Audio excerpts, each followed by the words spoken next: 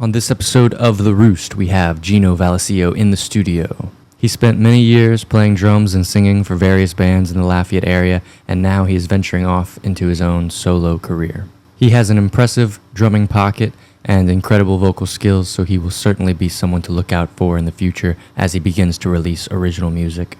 Gino has always been a friend and a supporter, so please enjoy this conversation with Gino Vallecillio.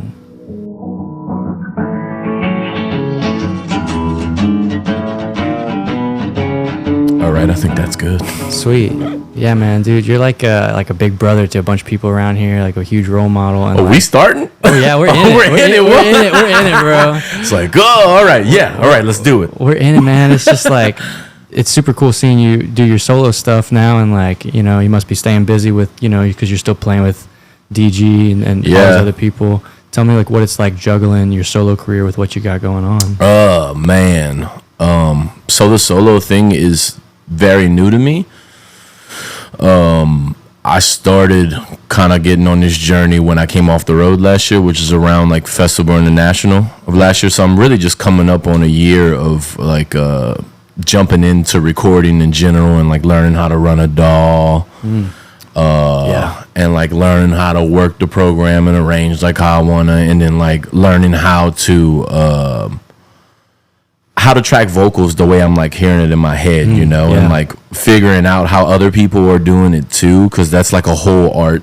Yeah. Also, you know, these people spend as much time as we spend on learning our instrument as like engineering vocals, and like, you know, it's crazy. A lot of people don't really think about that when they're listening to songs and recordings, but there's so much that goes into them, so much to make a good song. So so coming up on like a year now, I guess, me doing that, and it feels good to say that I'm sitting on like a solid amount of original music, you know? Dude. Yeah, dude, like probably like 17 songs, maybe something like that, in about a year. Wow. So that's like what I've been diving into the hardest, putting all my energy into. It feels good, man. Dude, that's sick. Feels good. Thank you. That reaction means a lot. Whoa, honestly. That's sick, dude. It's been cool. But like the most recent shows I've been playing, like if I book for like 2 hours, most of my sets my music. Wow. Which is very sick. Heck, you know. Yeah, dude. So I dove into that.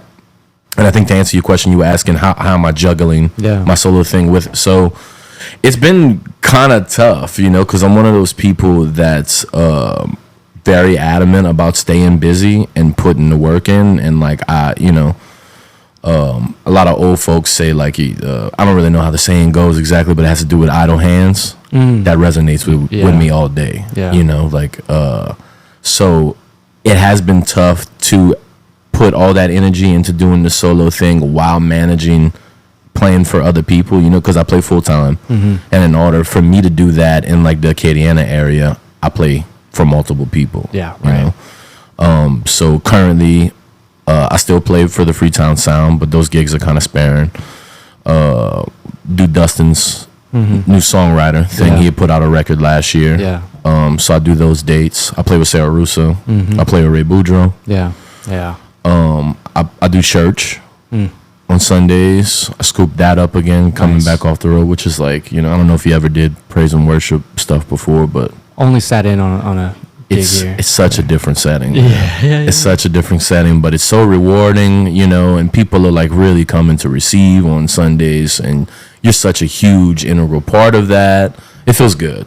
Yeah. It feels good. It's tough to do sometimes because Saturdays, you know, like I'll be out so late, and then like the church I'm at right now currently, they run a rehearsal that starts at 7:30 a.m. So you boy, that's why I was hitting you up when you were like, hey, you want to do 2? And I was like, maybe what other time you got? And you were like, we could do like 6. But this morning, you know, I felt like I got enough rest. That's why I hit you back. I was like, we could do earlier if you want. Man. But yeah, I do all of that in the midst of, you know, pushing the solo thing. And really my goal is to wean myself off of playing with other people. Yeah. You know, I think that's a very realistic short-term goal for me. So I'm working on that, man. Once I get these singles out, and, you know, get some more content out there, hopefully gather a few more pieces of press, you know, it'll be much easier for me to shop myself around. Because I feel like all I'm really standing on right now is the live show.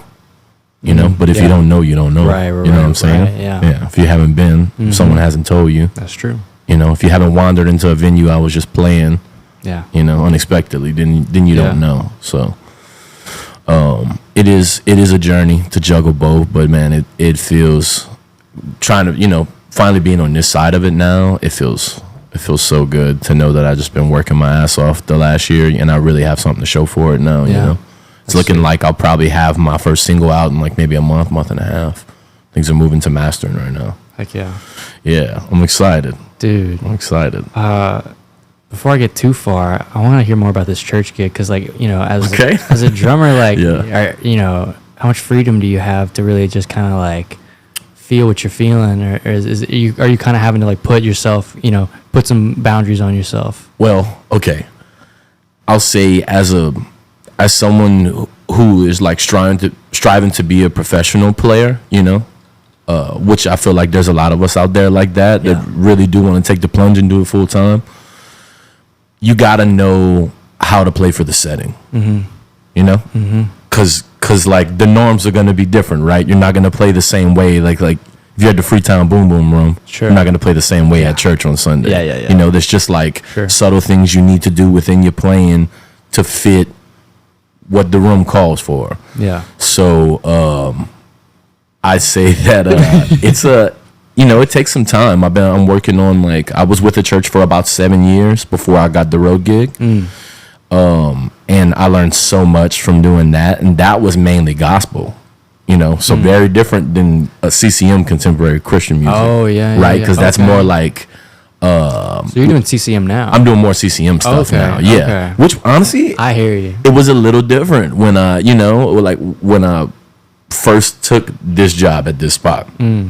And I was really just filling in for somebody in the beginnings, and they wound up just needing someone who was consistent, and I kind of fit that. I fit that mold. I was looking to scoop up a little more. It's kind of funny how it happened. I've been filling in, and then like at the top of 1 month, the MD there, he hit me up and he's like, "Hey man, how many Sundays out this month you think you can do?" And I was like, man, I could probably do about 3 out of 4 of them. You know what I mean? Like comfortably. Yeah. I feel like I could make that happen. He's like, man, great. And I was like, but I think we gotta talk. Like, you know what I mean? Like I initially was supposed to just be filling in. Yeah. Now it's starting to feel like I'm your dude. I'm the guy. Yeah. And to be honest with you, I'm not really getting compensated. How I need to be compensated for this to really be something I can pour this much energy to, I was basically just like very real with him, and he received it, man. It was cool. It was like, look, this is what I usually make. This is my rate for like, let's say 3 hours or whatever. Right. With this job specifically, I'm there at 7:30. I don't leave till like 12. Oh yeah. Yeah, that's a gap. That's a substantial amount of time. A gig. Yeah, it's like, look, I don't know if you can meet me where I'm at currently, but let's talk and let's try to get where I'm at with you right now up a little bit. To at least closer to what I'm doing outside of this. Dang. And he was very receptive to it. Dang. Yeah, respected me. Was like, completely. Let's talk. So we did. We found a good middle ground, and like now what I'm making there, it's not a crazy amount more than what I was, but it's enough that if I stack a few of them, it's substantial. It could pay my rent. Yeah. You know what I mean? Yeah, and it's steady. Yes. Yeah. Yeah, and it's steady, and it's like they're helping me and I'm helping them. They know that Sunday after Sunday, when I'm showing up, I'm gonna know the tunes. Yeah. I'm gonna consistently be there. You never gotta worry about me missing service or Yeah. My name means a lot to me when I commit to something. So it's like. So it feels good. So yeah, I'm doing that. That's helping out a lot. And as far as like playing at the church, like I was saying, it's vastly different than gospel. I don't know if you've listened to much gospel music. I've seen some videos. So tell me about the differences between a gospel drummer and a Christian music drummer. I mean, essentially, they're the same. Like I think church prepares musicians in a very unique way, because anything can change at any time.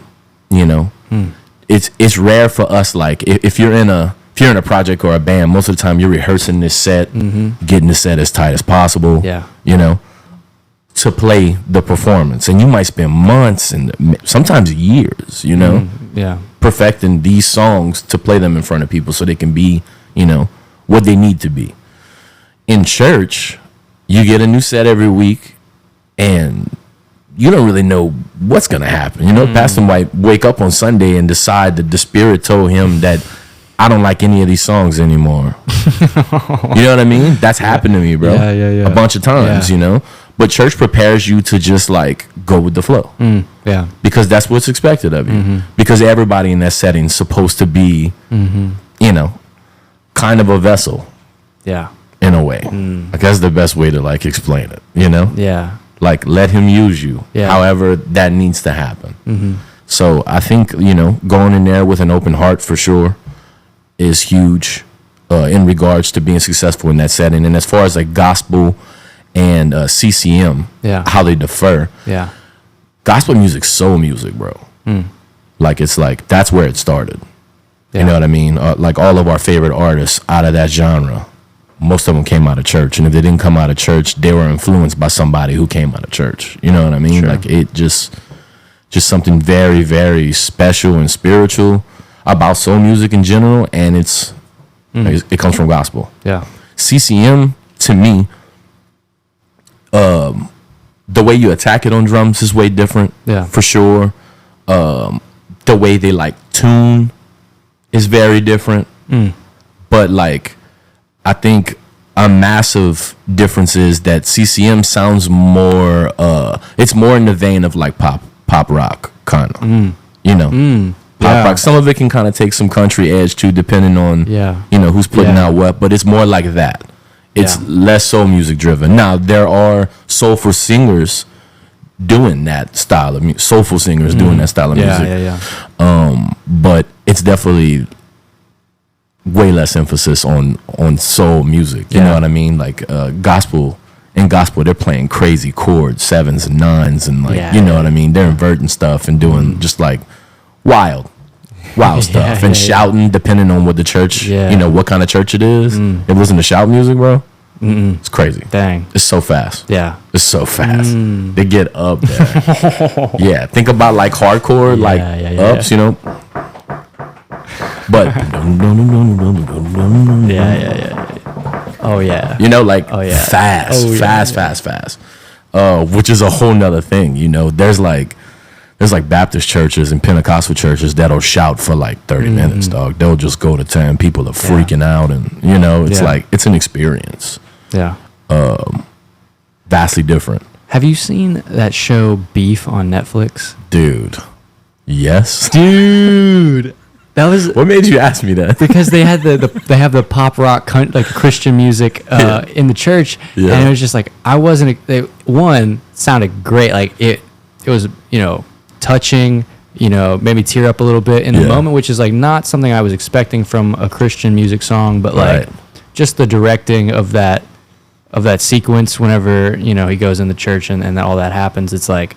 It was powerful, and it was like, but it was catchy. And it was like pretty good songs. And a great song selection. That's how it is. Those songs that were on there, those are real. Those are real tunes. I played some of those. Dang. Yeah, that's wild. The writing's always good, man. Like probably like A-list songwriters in regards to music. You know what I mean? We're talking about like catchy melodies. Like stuff that just sticks with you. Yeah, and it was like pop rocky too. I wasn't expecting so much of the rock. Oh yeah, bro. Yeah, and they let guitar players go in. You know, it's vastly different. In most gospel churches, the ruler's keys. You know what I mean? Keys players are killing most of the MDs, music directors are keys players in the gospel world. CCM, a lot of them hold down like acoustic guitar. Still keys players who do it too, you know, but like for some reason acoustic guitar is just like, guess it feels more suited for the genre or something, you know, like there's like different things that happen throughout church as the service is going on, you know, like as your lead pastor starting to rap, whoever the MD is might start like playing some light instrumental music behind him, you know. It could be, they could like just be kind of riffing on something, or they could be starting to play like whatever the outro song will be to let everybody out of church. You know what I mean? But that kind of thing, just kind of like starting to set it up. Yeah. They're like, now we're getting ready to exit, and the band's a part of that too, you know. But in like CCM church, a lot of times it'll be an acoustic guitar player. Yeah. Just kind of, you know. So you were saying you did the church stuff before the road. Is that kind of how you got your start playing drums, like in bands? No. So surprisingly, yeah. Wow, yeah, my story's crazy, man. So I started playing drums when I was 12. I remember like being a kid and being like really obsessed with drums. Yeah. Like as a child, as far back as I can remember, dude. Yeah, yeah, pots and pans, but like obsessed with marching bands too. You know, going to parades and just being like blown away and ecstatic by like, oh God, I want to do this, I want to do this, I want to do this. So I went to Delcom High. Delcom High, the way it's set up is the junior high is connected to the high school. It's all like just one thing. So once you hit 6th grade, you're on campus, right? High school campus. There's a junior high building, but you're there. You know. Yeah. So when you start in 6th grade, they will put you in band as an elective for a couple weeks, just so like you can go in, be around the instruments, kind of get the spiel from the band director to see if it could be your thing, and if not, they transfer you to something else. You know, if you decide. Most kids are going like band or sports. It's just like, I'm not really messing with band. We're gonna do sports or whatever, you know. But for me, I was like, ooh, this is my chance to play drums, you know. Yeah. So there's like orientation for band coming up, and they usher a bunch of us in, and everybody's hanging out, finding a place and stuff, and there's instruments spread out all over. And band director at the time, who became a mentor to me for years till he passed away, his name was Keith Wyatt. Very, very influential figure and mentor in my life. Just somebody who like really took me under his wing, gave me the game early. My relationship with him was like very different than any other teacher I had. He just took to me, and he kept it real with me, and he was a gigging musician his entire life. So it's like, it's just wild. Just somebody I needed at the time. Definitely like shaped me to be pushed on this path, man. Yeah, you it's know? priceless. Yeah, to have met somebody that was doing it, you know. It was like, okay, well, it's possible. So get into the band class. He's walking around talking to various kids. He comes to me, he's like, what's up, young man? What you want to play, you know? And I was like, oh, I want to play drums. And he's like, everybody wants to play drums, man. Okay? All the kids that walked in here wants to play drums. You're a big boy. I need a tuba player. You want to play tuba? I was like, no, sir, I want to play drums. Dang. He's like, okay. All right. If you want to play drums, you can play drums. He's like, this is what you're going to need, you know? So, got my mom, you know, went home, talked to my mom about it. She got me a, you know, fairly cheap snare drum. Started me off. A lot of people were getting them from Lafayette Music at the time. My parents just couldn't afford it. I grew up, you know, things were tight. Things were real tight. But got one, man, started, and it's like I fell in love with it immediately. You know, it was like finally getting to get my hands on that tangible thing that I had just been like chasing for years, you know. So did that for 2 years. Wound up starting to move in the high school band and play march and snare and stuff. And my band director wanted to start a jazz and blues ensemble when I was probably going on 14. It was in 8th grade. And he's like, I want to start a jazz and blues ensemble, but you can't play snare drum on it, you know? And I was like, what am I going to play? He's like, you can play drum set. And I was like, drum set? Yeah. And he's like, yeah, you can play drum set. I was like, I don't know how to play drum set. He's like, well, you didn't know how to play snare drum 2 years ago. You'll learn. I'm going to get one for over here. You know, you'll have access to it all the time. And he's telling me this, and I'm thinking like, no, I got to get my own fucking drum set. You know what I mean? I'm like, I need my own. On my own at the house. So, So I'm like, all right, let's do it. So he gets one from Lafayette Music, because that's who was supplying. You know, that's who supplies everywhere around here. He got one from Lafayette Music for school, and I went home and I begged my mom for a kit. You know, I was like, Mom, I really want a drum set. And my mom, bless her heart, she's definitely one of those parents that just like always kept it super G with me. You know, she'd have adult conversations with me all the time. She sat me down. She was like, look, we got you a snare drum 2 years ago. You seem to be keeping up with that. If you want a drum set, I can make it happen, but I need you to promise me that you're going to play it. Mm-hmm. Okay? Can you do that for mom? Can you promise mom you're going to play it? I don't want you to like, I don't want to buy this thing, you know? Yeah. And you pack it up and put it in your closet. Yeah. And I said, you get me this drum set, I'm going to play it. Oh, yeah.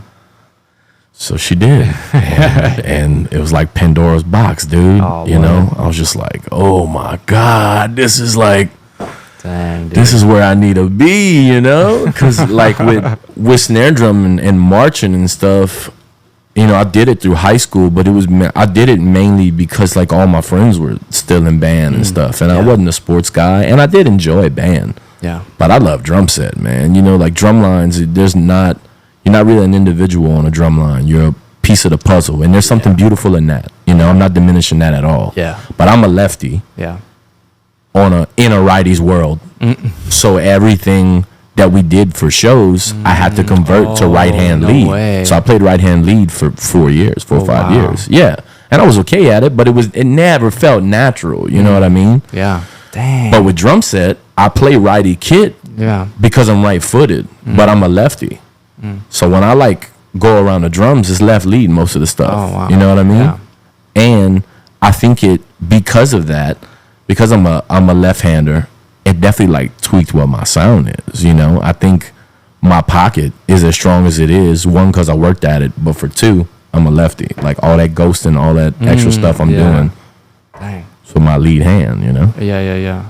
So yeah. Wow. yeah. So that's how I got started. Yeah. On drums and drum set in general, and started playing in front of people probably when I was like 14, 15. I'd say I started my first band. Yeah. How old are you? 22. 22. Almost 23.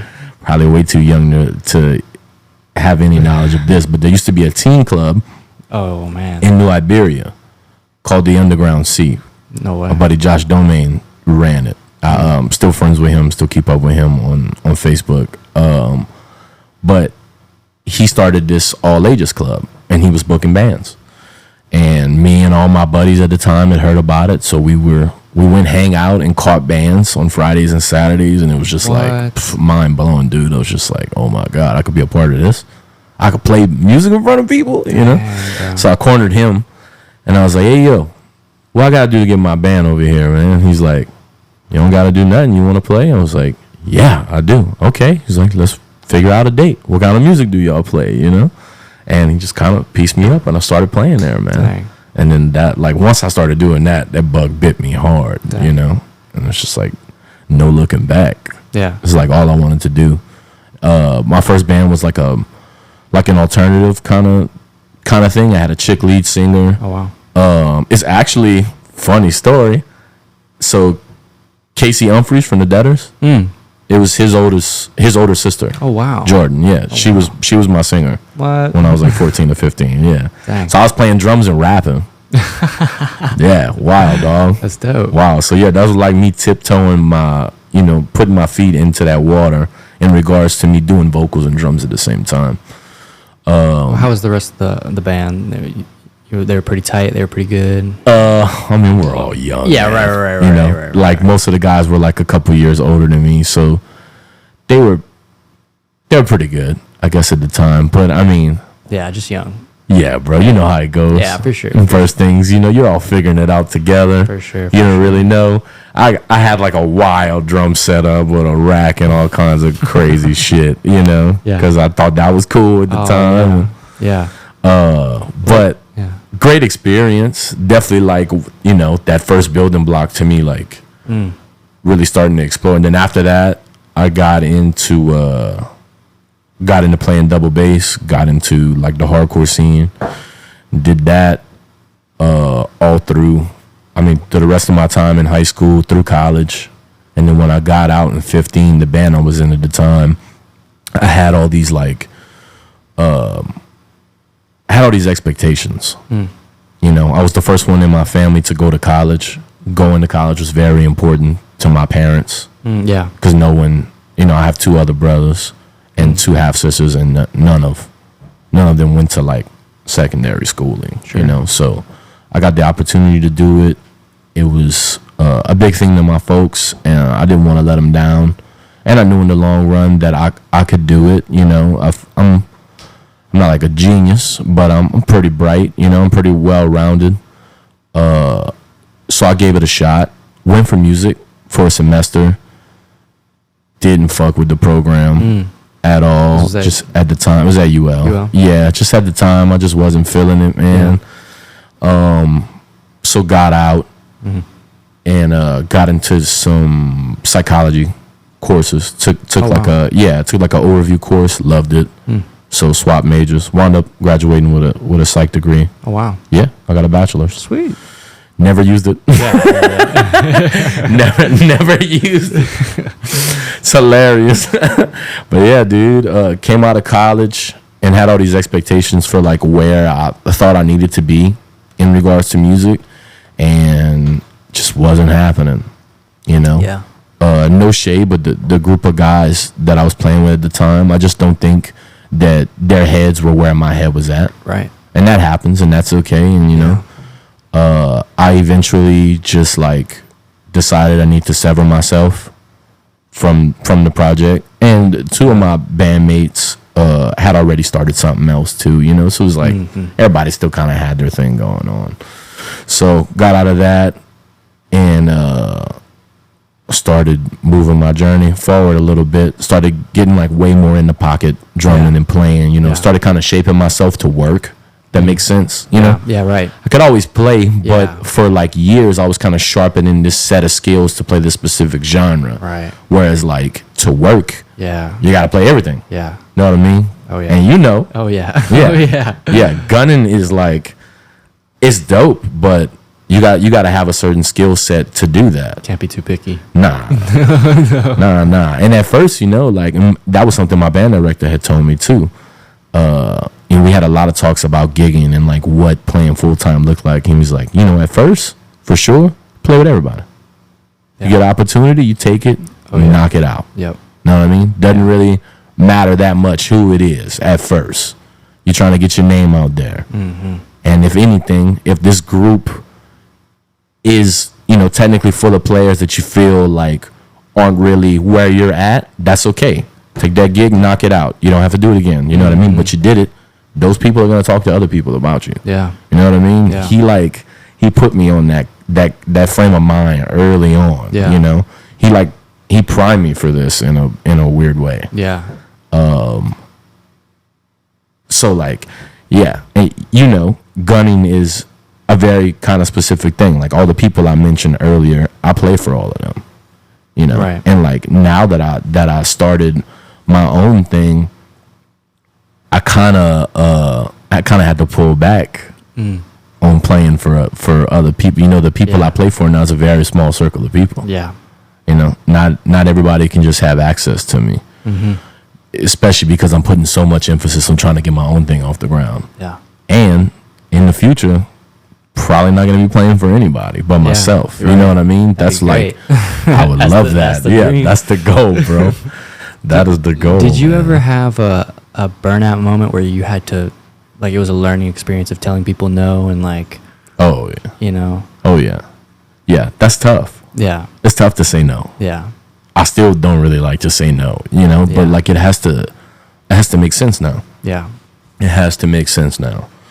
I worked too hard at this to just take anything and do anything, you know? Now, proximity changes things too, you know? If I don't have, like if I have a date open that I just can't fill, it's like a week or 2 weeks out, and somebody hits me up with a solid offer, and I don't usually play for them, I'll take it. Yeah. Because I wouldn't be playing anyway. You know what I mean? Right. Now, they have to be a certain caliber of player, for sure. Yeah. Always research, you know? Since coming off the road, multiple people have tried to pick me up again. But like my frame of mind is just different. I'm not on that no more. You know what I mean? Like, yeah, I'm trying to do my own thing. They're like the days of me giving my whole calendar to somebody are like, they're gone. You know what I mean? I don't perceive, it'd have to be huge. Yeah. had to be massive. Oh yeah. You know, in order for me to be like, okay, I'm gonna put all my shit on the back burner and allow you, you know, to have complete control over my time. Yeah. That's a good point. You know, it's got to be the right situation. It's just got to be right on paper. But and you're kind of going through that too, right? A little bit. I mean, you know, I've been gunning for a while, so definitely, I definitely had that burnout like pretty early, and like figured out how to say no. You know, a while ago. I'm pretty good at that now. But luckily, it's like, you know, but it was hard, man. It was really hard, and like it was always that, you know, I never know what this is going to lead to or what that's going to lead to, and so, and also just playing with all these different people really gave me a good skill of like knowing when someone's got it or not, and like knowing like what a good musician is and what a bad one is, and Zydeco probably helped the most with that, because you can tell they were some of the best people I ever played with, and it's like I continue to try and play with other people, and they just still weren't living up to some of the cats I was playing with from when I was young, and I was like, okay, well, like, dang, like, you know, I can try and do all these different things and try and make all these different groups, but like, you know, either their heads not being in the right place or just the music not being where it needed to be or whatever. It was just like, Zydeco was the biggest blessing because it taught me the most. How'd you find your way in there? Man, so when I was 17, I went to a gig at the beer garden where Lil Buck was playing with his blues band. Fire, okay. And my dad told me about Lil Buck, and he said, you know, some people were telling him that, you know, if your son wanted to play blues, like, that's a good guy to learn from or whatever. And I had always been trying to learn blues from people, so like I learned from Get Low Lee and from Sam Broussard and all these other cats, and like when I heard this, I was like, okay, I just want to be the best fucking blues player I can be. And, bro. Anyway, we went to this show, and I walk up to him after the show, and I said, hey, Lil Buck, my name is Pablo. I love the guitar. I want to learn the blues. Can I help you carry your amp? And I helped him carry his amp after the show, and I was like, you know, I'd love to learn from you. And he was kind of like, oh, yeah. Well, yeah, whatever. Like, whatever. Yeah, I heard he's a little standoffish. And so he was like, you just come by my place in like 2 weeks or whatever. And like, we'll see what you got. He's like, whatever. And, but after like 30 minutes of playing with him, he was like, all right, I got a gig at Jefferson Street Pub. It's Blue Monday. Come be my rhythm guitar player. Right. And so I was playing rhythm guitar my senior year of high school for Lil Buck. Bro, that's so fire. I was like missing school dances to go play with them. I missed the last day of school. My last day of school, he took me to Jazz Fest. Dog. And so that was my last show with him, actually. That's amazing. My last show before he passed was Jazz Fest. And wow. you know, we did that, and I was 17. Like, I was straight up shaking in my boots, like, so nervous, so scared, like, didn't know anything, and Lil Buck didn't let me use pedals, like, he made you play like he played, huh? Yeah. And he said, like, you know, like, and really it's just been the biggest blessing, because now I know how to sound good with nothing, and like, it makes, when you add something, the actual foundation is good. It's not hiding anything. It's not, you know how to utilize it's now. not masking any errors or, like, you know, poor decisions or whatever. It's just like huge. Yeah, and that's huge. Oh yeah, that's so huge. It's massive. Like, just the other day, like, you know, we played at Showbox. I just went straight into the amp, no pedals, like, like, you know, and that's just it's so Fuck easy. It, we'll do it live, baby. Yeah, man. It's like that's been the most, that's been so valuable. I love that, dude. I resonate with that so much. Oh yeah, dude. I'll show up to a gig with kick, snare, and a cymbal set up, and I'm trying to get it in. You know, man. Dudes look at me like I'm crazy. It's like, you can't get it done with that, bro. What you doing? You know what I mean? Just like all the extra shit is just extra shit. I guess that's all it is. That's so sick. But back to what you were asking is, like, whenever Lil Buck passed away, you know, I was playing with him and his blues band, so it was him, Lee Allen, Reggie Durrell, and Greg Gordon. And so whenever Lil Buck passed, it was about the same time that Reggie was trying to start Buckwheat Jr. up. Oh wow! And so he scooped you. He scooped me. He was like, "Look, you're the last person. You're the last person Lil Buck taught. So you know how to, you know his stuff." So I love Reggie, dog. So Reggie, I think he's so dope. He put me on, dude. That's mean, like, fire. Like, and he's got some new music coming out, which I'm super stoked to hear. And like, I'm super stoked for him, man. He just played Carnegie Hall, bro. It's like, dude, that's freaking dope. But I mean, like, So tight. sadly, I haven't been playing with them lately. Like, Yeah. I had to, like I said, pull back to try and, reprioritize where I'm trying to go. Well, yeah. But it was just like, I definitely miss playing with them because he was one of the first people that put me on when I was 19, That's so tight. Like, right after I graduated, I went to LSU, kind of lost a year, and then Holy shit, you went to LSU. I went to LSU for a year, and I was trying to be an engineer because Wow. that's just like what Yeah. my parents always like just kind of The money said, is, "Hey, the money and the money is there for that. or whatever," and it's like I just couldn't. That shit ain't for me I either, couldn't, bro. I couldn't do it, bro. I could do it. Are you good with numbers? Yeah, I was good at math. Oh, I'm garbage That at was math, fine, bro. but I wasn't good at doing things I didn't want to do, which is horrible because, like, Yeah. in hindsight, like, I'm older and wiser now. I could have done it, man. I could have done it. I had the brains, but like, Yeah, but man, something like that, bro. If your heart's not in it, yeah, dude, it was just it'd be like pulling teeth. I was straight up dragging ass. to get to Miserable class. experience for Yeah. years, Yeah, it was bad. So I mean, after my first year, I moved back to UL for music business, Mm-hmm. and it's just been. I mean, I feel like myself. I feel Yeah, you're where you so need to good. be. And I didn't know who I was my freshman year of college, and ever since I moved back to UL, I just feel infinitely more confident in who I am and like what it is I want. Right. And so I moved back, and Reggie puts me on, and like I'm playing with the Zydeco group, and I'm playing with Lee Allen, and Squad. yeah, it was Lee Allen, Kevin. Kevin's fire too, man. I like that dude a lot. Dude, and so I'm just playing with these cats, man, and like I don't even realize, like, I kind of realize how lucky I am, but it's like the older I get, the more I appreciate what happened. And it's Special just, experience you got to go through, dude. like, right place, right time. Very cool, bro. Yeah, and Reggie only had like maybe 6 gigs a year. Yeah. But they were like huge festivals. Smacking shit. I mean, yeah. Yeah. So it's like, Yeah. even while I was playing with him, That boy could just play, Oh, bro. dude. He's fire. Yeah, dude. One of the baddest organ players. Bro, he's nasty on organ, dude. He's killer, He's man. nasty on He's organ. killer, and he sounds just like his dad, man. It's Yeah. like, it was a sick show. I respect him a lot, man. I got to play with him a handful of times through Blue Monday. And Yeah. Always a treat. Yeah, Yeah, man. I want always to a see treat. more of him, man. Solid dude, too. Yeah. Just like stand-up guy, Yeah. which I appreciate, For sure. It's too much snaky, Oh, fake yeah. shit Yeah, in this industry, you know what I mean? Yeah.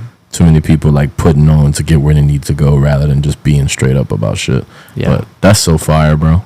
Yeah, man. And I mean, that playing with them showed me like what it means to have a show instead of just like a set. Is Yeah. like we had an intro, a theme song, a freaking we call Yeah. them up, an intro, like Yeah. all this stuff. I'm like, this is like theatrical, and Yeah. like I'm like, oh, this is dope. I mean, Yeah. they really, and they threw me in the water, and like they had no problem throwing me on these big stages and just watching me figure it out. Yeah. And it also taught me how to just play a part and just like be, Right. like locked into this part, not deviating from it, not stepping on what's happening, how to listen. Yep. So I mean, it was college, man. It was straight up like Buckwheat University. That's It was- so cool, It was man. dope, man. It was the best thing for me. Like, I wish I could have got to know Buck better. I kind of got introduced to him on his way out. yeah, I had only been around him about 5 months or something before he passed. Like, one of the more vivid memories I have of him is when he injured his shoulder. He was in a sling, yeah. still playing guitar, Oh yeah, still trying to play guitar. yeah, You just Yeah. see, how much he loved it. Yeah. Like that was his thing. But man, I've heard so many hilarious and fire stories about him from other players in the area. yeah. He was a motherfucker, dog. He was a bad boy. Old school, dude. yeah, Classic. he's a I mean, bad boy, yeah, dude. and like killing Yeah, first time I at what he does. played with him, he was like, he picked up his guitar and he's like, "You see this, man? I used to play as good with my teeth as I could with my fingers." It's like, I was like, Yeah, like as good with my teeth as I can with my fingers, boy. I said, I yeah, love that. yeah, man. We'd go to his house on like Father's Day, bring him some Crown Royal and some Bud Light, and just hang with him on his porch, and he would always talk about like, oh, he just finished painting some graves or whatever, and he'd bring us back in the house and play through his stuff. Man, it was crazy. It was a little surreal, man. I bet. It was a little crazy. I bet, dude. What an experience to have. Yeah. Especially out the gate for you, bro. I know, man. That's so sick. It definitely, I'm glad I didn't have to, I'm lucky, I should say, that I didn't have to learn the hard way a bunch. Like, I got just from the gate put in front of people who knew, you know, who really did the damn thing. Like, they really did it, bro. Yeah, speaking from experience. Yeah, you know. Also to get to hang out with Pop Lee too, man. Yeah. My boy. Yeah. That's became another music mentor of mine through Blue Monday, you know. Yeah. Been like the absolute best, the best person like ever. Yeah. I don't think anybody could like really talk shit about Lee. Like, he's just like, you know, he's just love. Like, he's just, you know what I mean? Yeah, yeah. And if he loves you, he loves you. Oh, yeah. You know? Oh, yeah. No matter who's around. Yeah. Like, he's going to make his way to you and give you a hug, you know? Yeah. The man. Sunday was wild, dog. That was awesome, dude. That was so tight. That was crazy, man. So tight. It would be sick if we could do jams like that more often. Man, I would love to. Yeah. A lot of people were talking about it after. That one was special. I mean, you know, all of us to just be there for that cause, you know? Yeah. Like, nobody could round him up like Lee can, for sure. Yeah. Like, it wasn't even a question when I found out about it. I was like, yeah, please put me on, you know? I didn't think I'd be playing as much as I was playing, but I had a blast. I had a blast for sure, man. Yeah, man. And getting to play with him at the end, too, you know? Yeah. That cold feeling, that's my my jam, bro. Yeah. Love that. Yeah. Dude, what a wild thing to be able to do, you know? That's so, like, significant to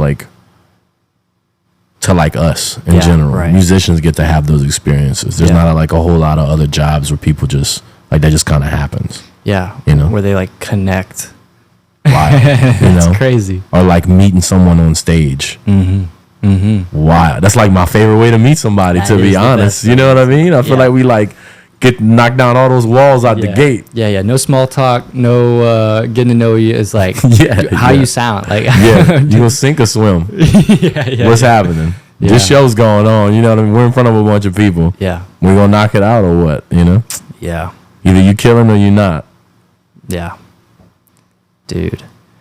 So, you know, going back to you were talking about kind of a broke down kit, you know, bare necessities. It's like, do you think your marching band helped you with that at all? Like kind of like snare playing or no? Nope. Because, well, I guess it is different because it seems so visual and so like, that's such a different element of performing. And there is a visual element to live, like playing live in a band, but, you know, definitely not uniform with everybody. It's definitely way more freedom and way more expressive. I think marching band, like having the marching background definitely helped with having stronger hands. You know what I mean? Like, but the thing with drum set is just like a different world than what like core marching band is. You know what I mean? Marching band's very rigid. And like, you know, like stick heights are the same. We're all trying to be, you know, like we're robots. Right. You know, like we're like, you're trying to be as clean and as precise as possible. But with kit, it's not like that at all. You know, kit's not rigid. You want to play as loose as possible. You want to let the drumstick do all of the work. You know, the best kit players play the loosest. And that's just facts. You know, like if you're a rigid player and you play very tense, you're not gonna sound good, for one. Two, you don't look good.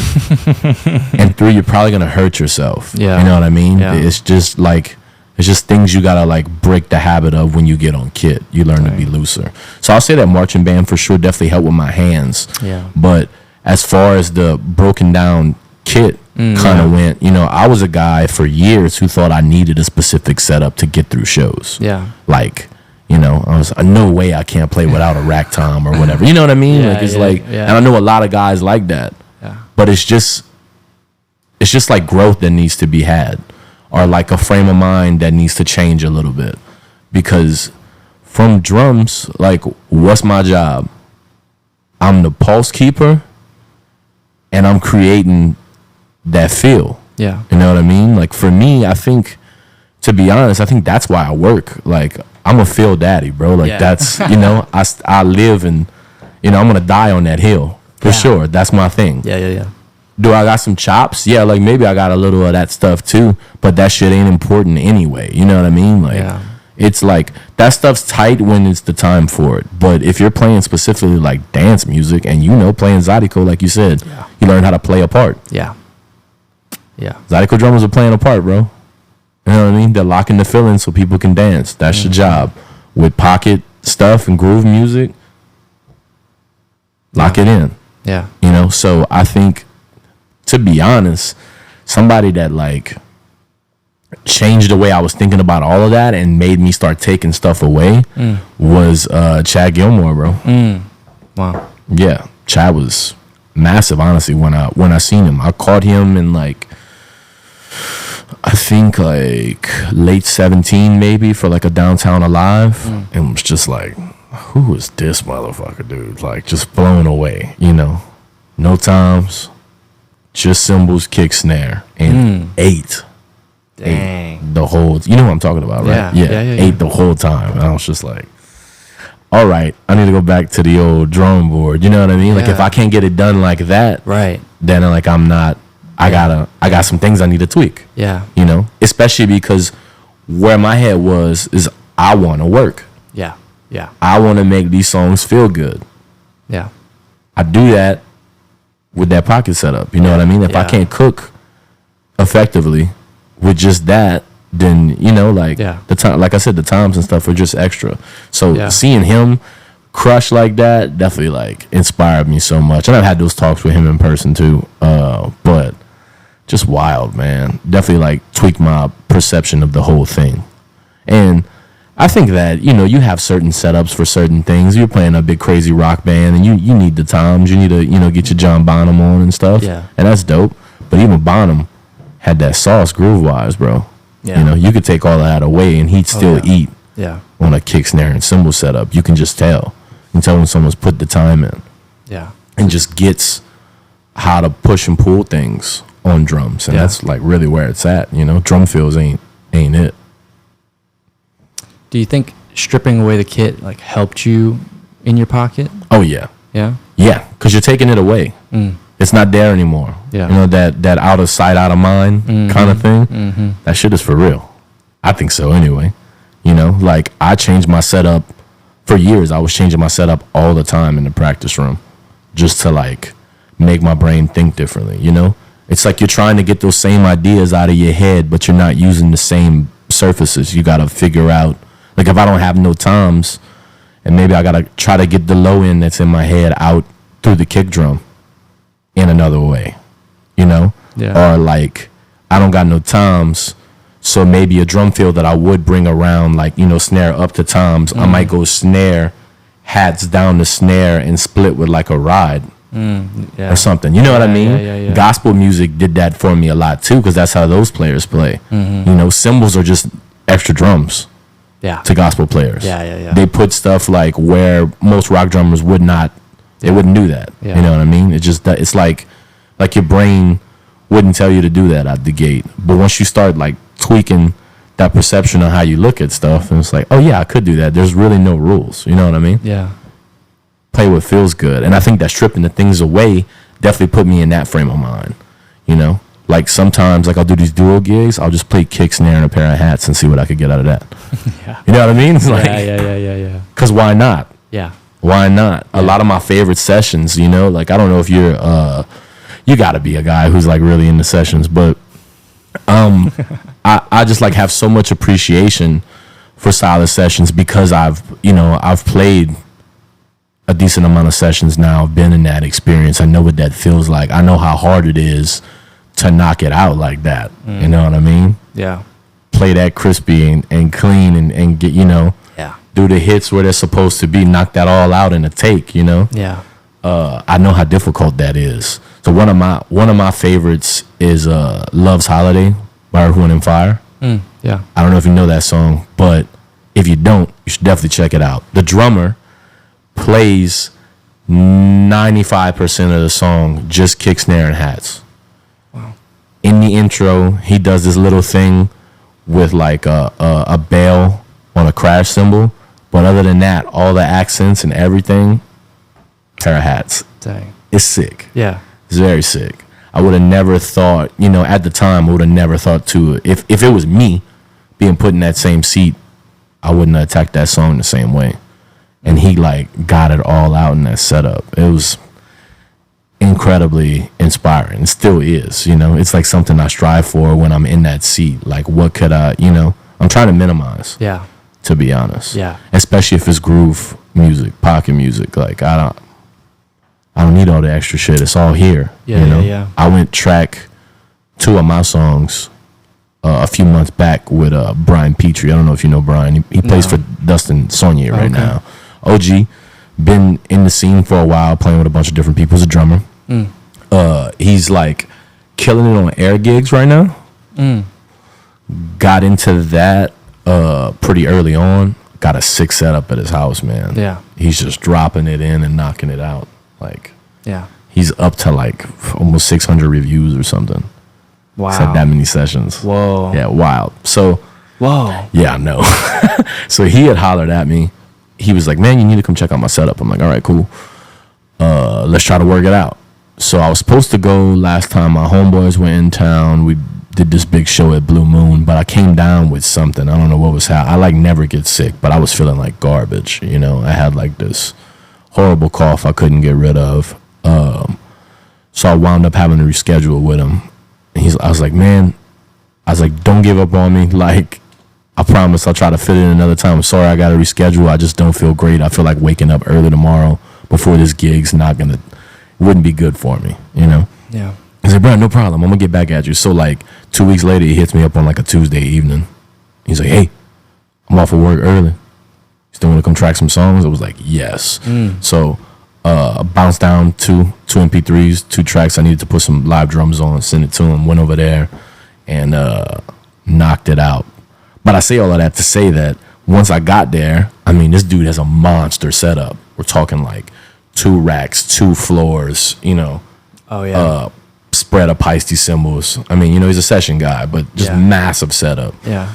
And I'm just thinking, like, man, I don't need, like, any of this stuff, you know? So, like, he's like, why don't you get on and, like, take a pass? And I was like, all right, cool. He's like, I'd like you to try to use my Peisties out the gate, you know, just to see how you feel on them. I'm like, all right, cool. So, got on, you know, played a little bit, made a pass. And he's like, so what you think? I was like, man, I said, I think the drums sound fire. I think cymbal-wise, it's not really what I'm looking for. It's a little brighter, you know. His setup's a little more brighter than what I like. I like drier, dark stuff. Yeah. I was like, if I could just put my crash ride right here and swap these hats, I'll knock both of these sessions out with that. And that's what I did. You know what I mean? To go back to what we were talking about, that less is more kind of thing. That's what I needed in that moment. Yeah. I knew out the gate the kind of playing I wanted on this record, you know? So that's what I did it with. Yeah. Who are your favorite people to track with, like studio-wise? Your favorite studios to work with and why? Oh, man. So I probably have the most tracking under my belt at Maison Fu with Chad Fuquay. Yeah. He's actually on these 2 singles that I have coming out. I threw 2 over there with him, went over there and laid some bass down and got a keys player to put some keys on. We've been cleaning them up, and that's who's gonna he already mixed them. He's gonna be mastering them. Yeah. So that's who's doing that. So I'll say Chad as far as like who I've had the most experience with and probably the most lax process, because we became like good homies. Yeah. Through the experience too, you know, like all through like 2020 I was doing sessions with him and stuff, and before the shutdowns happened, and that kind of continued. Songwriters would hit him up with ideas, and Chad's a producer. He really is. He has a great ear for it. Like you can bring Chad a skeleton of something, he'll help you build out a full song. You know what I mean? Multiple parts, like whatever, you know. He's just one of those guys who like just has those ideas. You know, you can take them or leave them. You know, he won't be offended if you're not into it, but he got them. And he'll spit them off to you. You know, like, oh, this could go here. Like, why don't we do this? You know. Yeah. So I say Chad's up there. I would love to go track at Dockside. Still haven't for as long as I've been around here. And I know you spent time there. Yeah. I've tracked percussion at Dockside for something. Yeah. I went whenever Josh Menard was on a session, and my buddy Eddie Christmas was there. the drummer out of New Orleans. Used to play for John Cleary. Plays for a bunch of names currently. Fucking monster, bro. Yeah. Killer player. Like an ambassador of that second line sound. I haven't heard anybody do it better. Dang. Nasty, bro. He sounds like a whole drum line. That's sick. That's sick as fuck. But yeah, he was over there. And it was my first time meeting him in person. And like, I was like a minute into being in Dockside. He's like, hey, you want to track some sleigh bell on this song while I play tambourine? And I was like, yeah, let's fucking do it. So Yeah. so I got some headphones on. I was in the booth. We were tracking together, just like vibing. And Yeah. when we finished, he like rolled up and we smoked together and hung out. Yeah, I would love to go there and track some stuff. I probably will in the future, just because it's such an iconic studio and I like to do something there. I'm not really chasing that sound per se. I think Dockside has a specific thing, you know, and it sounds amazing. Yeah. But I'm definitely like what I'm pushing towards more. So with the majority of the music I wrote is like more modern R&B, and they're not really putting out that kind of stuff there. Sure. You know what I mean? Sure. But I say, so Chad's probably first. I just tracked with Tony Daigle. Yeah. That dude's tight, bro. Yeah.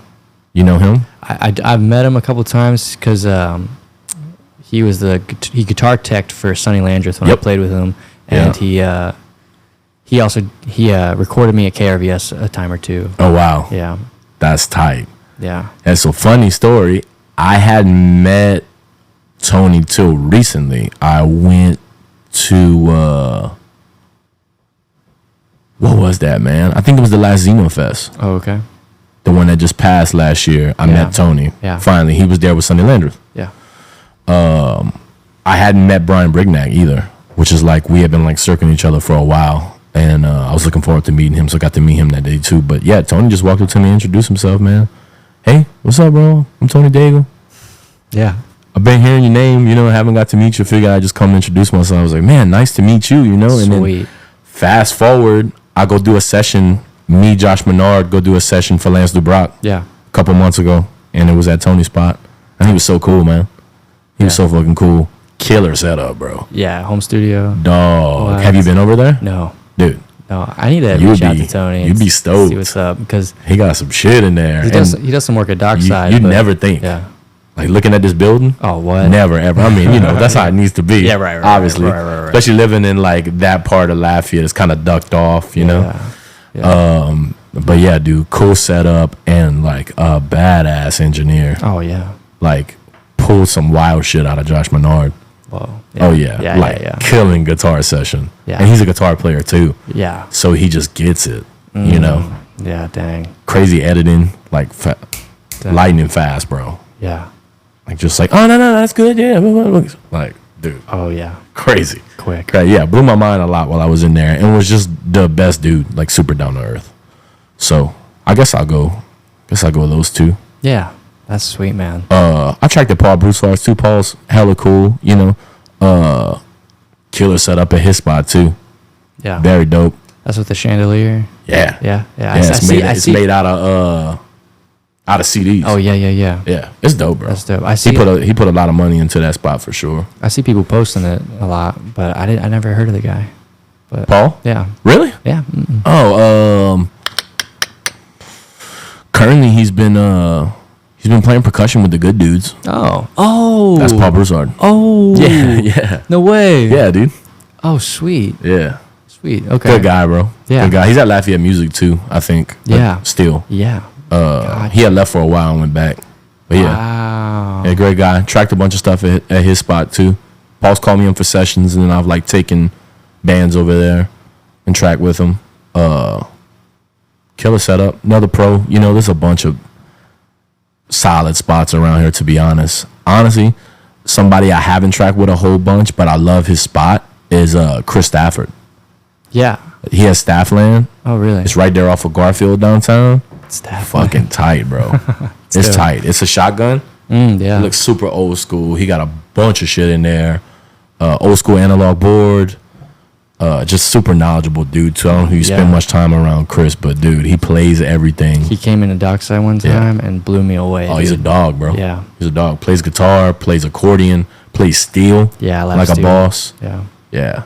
Fire. We got some hitters on here in Lafayette. It's kind of wild. Yeah, for sure. Yeah, so I guess I'll say those three. That's sweet, man. I've only got to track like one or two things at staff spot, but it was cool. I like the vibe of the place, you know. Like studio vibes, kind of everything. I think that's a big part of Dockside too. Oh yeah. You can kind of escape. Oh yeah. Yeah, you can just book time and sleep there and wake up and track it 3 in the fucking morning if you wanna. Doesn't really matter, you know. Yeah. Yeah, or you can go to the pool house and take a break and. Yeah, it's sweet, dude. It's a vibe. Yeah. It's a vibe. You're investing in way more than just the studio there, for sure. Oh, yeah. So I get it. I get it. I definitely like to go track something there. I met Steve. Mm-hmm. And I met Talk, too. Got to hang out with Talk a little bit. Fucking cool dude, man. Yeah. Awesome, too. Yeah. Awesome engineer. Oh, yeah, dude. Was that who you were with? Mm-hmm. That's cool. Yeah. Yeah, I was under Talk, shadowing Talk, and... you feel like you learned a lot? Oh, I mean, I didn't really ask, but I learned way more than I asked. Like, right. Just soaked it in, like watched what he's using here, like on what. Yeah. Like, just what hardware, what mics. Right. Like what, how, like just, and learning like how a session goes. Yeah. Learning like, what's realistic, what's not realistic. Mm-hmm. That was a big thing too, because like I just had a session at Dockside and like we definitely did great. I mean, we got 8 songs down and like fire. And not all of them are gonna be, not all of them are gonna see daylight right. for a while. But you got them down, yeah. Yeah, and like the session went smooth and like we knew what we were doing. Right. And just like seeing some bands come in and they kind of have unrealistic expectations and like it's already 8:00 at night and they're like, oh, we want to do all this, this, and this, and it's like, okay, your engineer is worn out and like probably can't hear as good as he did this morning, like won't be making the same decisions. Yeah, you've been at it all day. Yeah, and so it's just like, that gave me some perspective. Because I was shadowing under David Farrell. Okay, so I don't know David. So David worked at, he works in New Orleans at, I think it's Esplanade. Okay. Yeah, I worked at Esplanade in New Orleans, and I forget, don't quote me on that, but anyway, he's like in his 70s, yeah. He's in his 70s, so his hearing is like, really shot. Wow. But he's been on some crazy hits. He's won some Grammys and like he might have won like 5 Grammys or something like that. He's just like unbelievable. He's been doing this forever and he's worked with huge artists and stuff. And that was a killer guy to watch do what he does. But it's like also showed me like, I mean, he needs his ears like for his job and he's losing his hearing as he gets older. I'm like, dude, I'm like, holy cow, man. Scary. That is an interesting predicament, man. It's like, and it's gonna like that's just kind of how it is. Your body starts to deteriorate a little bit as you get older. That's just how it's how these old meat suits are built. Yeah. Like it don't last forever. No, so it's like definitely making me want to wear earplugs and stuff when I go out and like, just taking care of myself because I've played with, when I play with Horace, there's some older cats that like really aged, and any band I'm in, you see some cats who aged and some cats who didn't, depending on their choices or whatever. Right. And it's like, I want to do this a long time. Bro, same, yeah. I'm trying to do the same. It's like, so just trying to take care of myself, I guess, and think about stuff like that. So I learned a bunch, I didn't just learn how to do a studio stuff, but just I got a better perspective of like what it means to be a career, like have a career in music and like do this thing long. I mean, at 70 years old, that's a long run, that's great. Yeah. And Horace's band, his washboard player is Rodney Bernard, 84 years old. Wow. Or no, maybe like even 86 or something like that. Dude, I gotta say this on mic. Yeah. I want to meet Horace Trunhorn, dog. Like I watched that episode with him. And I loved him. Like, I was dude. Like, I like this guy so much. I got to meet this guy. Why haven't I met this guy dude? yet? And he got so, like, some people get nervous on here and stuff. And, like they don't, like, you can't see all the freaking, like, light and joy that they have when they walk around normally. And it's like, dude, he is so, over the top awesome. Dude, he seems so cool. Yeah, man. He's tight as hell. And so it's like, I hope I captured some of that. Dude, It's you like- definitely did. it's That like- first pod was not long, but it like Yeah. just made me go like, damn, I fuck with Horace Strong, man. Like, Yeah. you know? Yeah. And I never really got to be around him. Yeah. So it was cool to see you sit down with him as also being someone who played for him, Right. you know, and just kind of run it and like see what his attitude's like. Yeah, you yeah, know. yeah. I love the, hey, we gonna jam, bro. Yeah, and he's always been he's always been willing to help. He's like, I he's gonna love that, help man. however he can, and Yeah. like, he's been a big supporter. And I probably learned, I don't want to say the most from him, but he gave me the most stage experience. Yeah. Like when I worked for him, we probably played like 70 shows a year. Wow. And so that was just definitely broke me into like Yeah. stage presence, gig, like the gig routine, like, you Yeah. know, tear up, set up, tear down. So that was great. I mean, I got way better in the 2 years I played for him. I bet, man. Yeah, so that was sweet. I bet. Yeah, he seems so cool. Yeah. We need to try to like hang out with that dude soon. Yeah, dude. He Plug me in, bro. good cook too, man. Yeah? Oh, Good I cook, bet. bro. I'm gonna try and see if I I can bet. get. You know your boy be burning too, dog. I be cooking, boy. What? Oh yeah. Dang. Yeah, dog.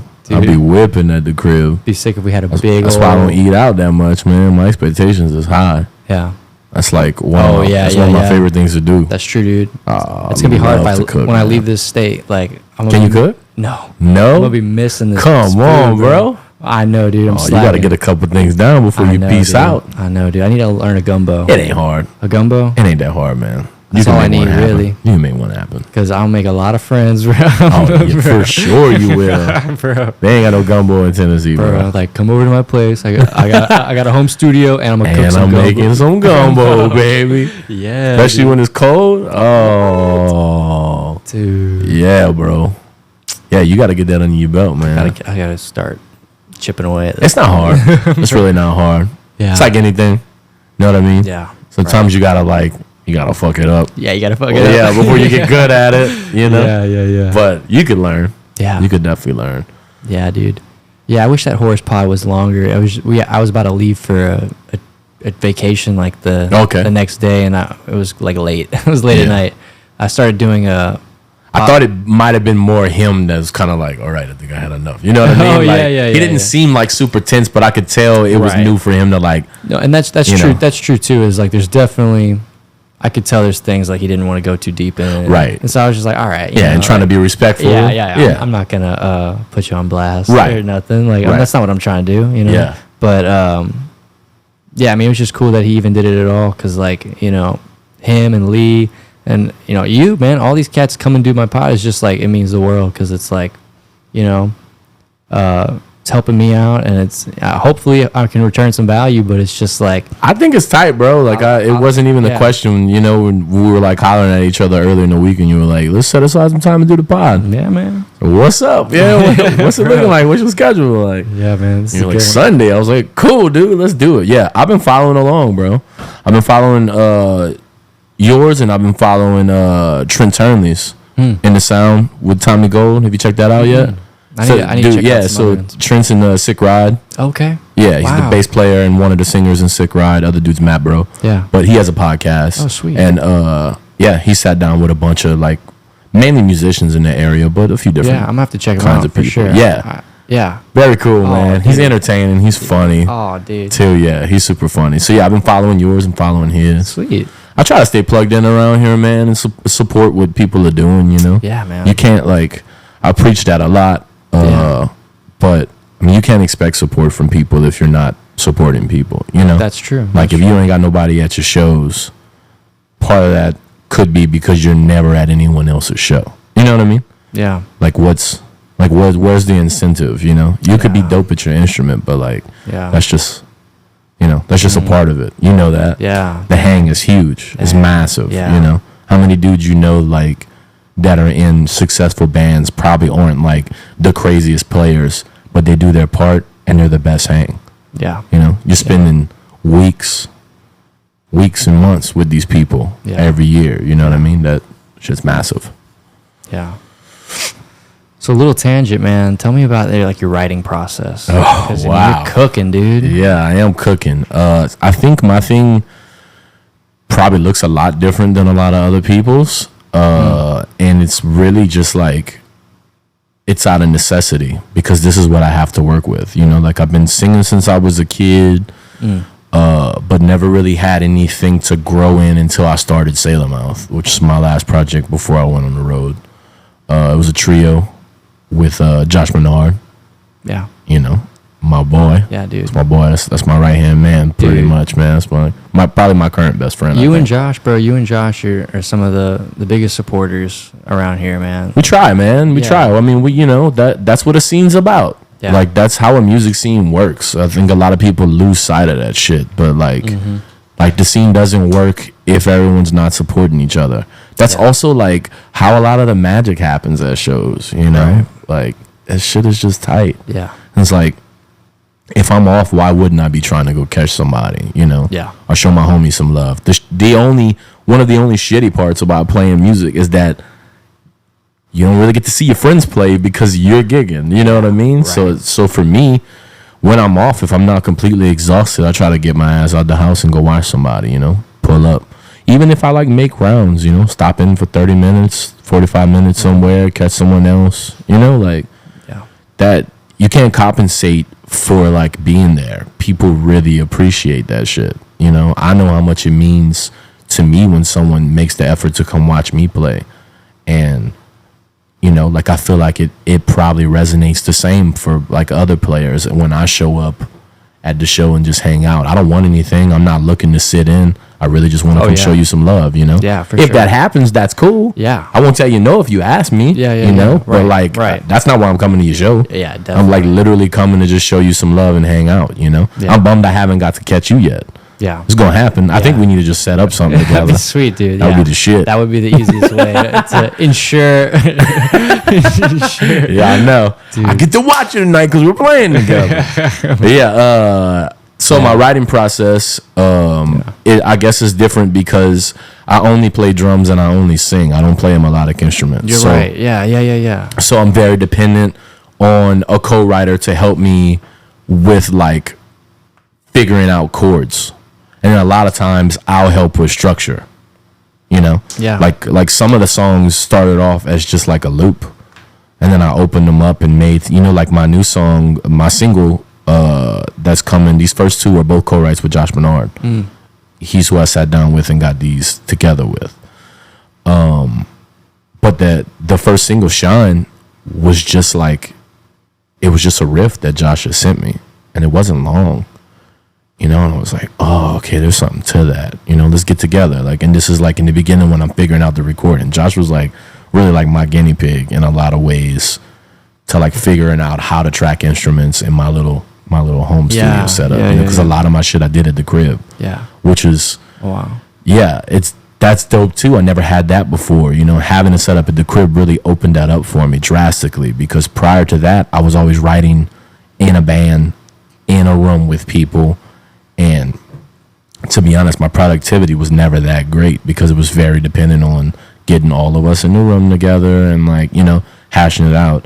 Yeah. Now I can spend an hour session with somebody, get some good stuff down, and then like that person can go on their way and I can make a whole song out of it, you know, which is pretty tight. Yeah. You know, I fell in love, I think, with songwriting all over again, having this setup again. So my setup is, you know, my process is very dependent on whoever I'm co-writing with to help me in regards to like putting chords together. Yeah. And then a lot of times we just kind of meet in a common ground of like what I'm feeling, what they're feeling, you know, like, oh, I'm really digging this, or, oh, that sounds cool. Why don't we drop the tempo on that? Or that would sound better a little, you know, like a little hotter tempo wise, or, that's tight. Why don't you do this the second time around or something? I've always kind of been that guy in bands, but now I'm like putting on the old producer hat a little bit. You know what I mean? For sure. So that's kind of what the process has been the last year, is locking in with my homies, to be honest. You know, Josh is one of my best friends and my favorite guitar player around here. You know what I mean? He's somebody who's invested so much time into helping me figure my thing out. Somebody who like was on board for me very early. You know, like I ain't no shit when Sailor Mouth first started. I wrote these batch of songs, you know. Josh took that on. as a guitarist who hadn't wrote the stuff. You know what I mean? I sent him an EP of this stuff out, and he was like on board to give it a shot. And then, you know, we just hit it off. He's just like my kind of people. We listen to the same kind of music. We're into a lot of the same players. Yeah. You know, so it just like wound up after Salem Mouth kind of dispersed, and I went on the road, coming off the road back home. Like, I knew I was going to be writing with Josh for sure. Yeah. I wasn't really sure who else I was going to be writing with. Mm-hmm. You know what I mean? But then it just started to take shape. I got a decent amount of stuff with Josh. Dustin Gaspar is another one of my really good friends. I play with him in his solo thing and in DG and the Freetown Sound. But crazy songwriter, man. Yeah. Like, one of my friends who inspires me all the time in regards to, like, he's so quick on his feet. You know? Like, it's like, you throw that cat a curveball. Yeah. He's going to hit it. You know what I mean? He's going to figure it out. Dang. Like, in the moment. He's just one of those guys. So, it was cool to start writing with him. He was actually, like, the first song I wrote when I got off the road. There's a tune called Coming Down.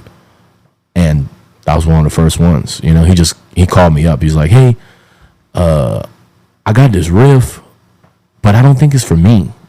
You know, like, I don't think it's going to be something that I'm going to write personally, but I think your voice might be tight on it, you know? Yeah. So he sent me like a little voice memo, and I was like, oh, yeah, I'm fucking with this. Okay. Yeah. So we got together and kind of, you know, laid down the foundation of it, and then I started writing seriously to it, and it shaped up to be a song.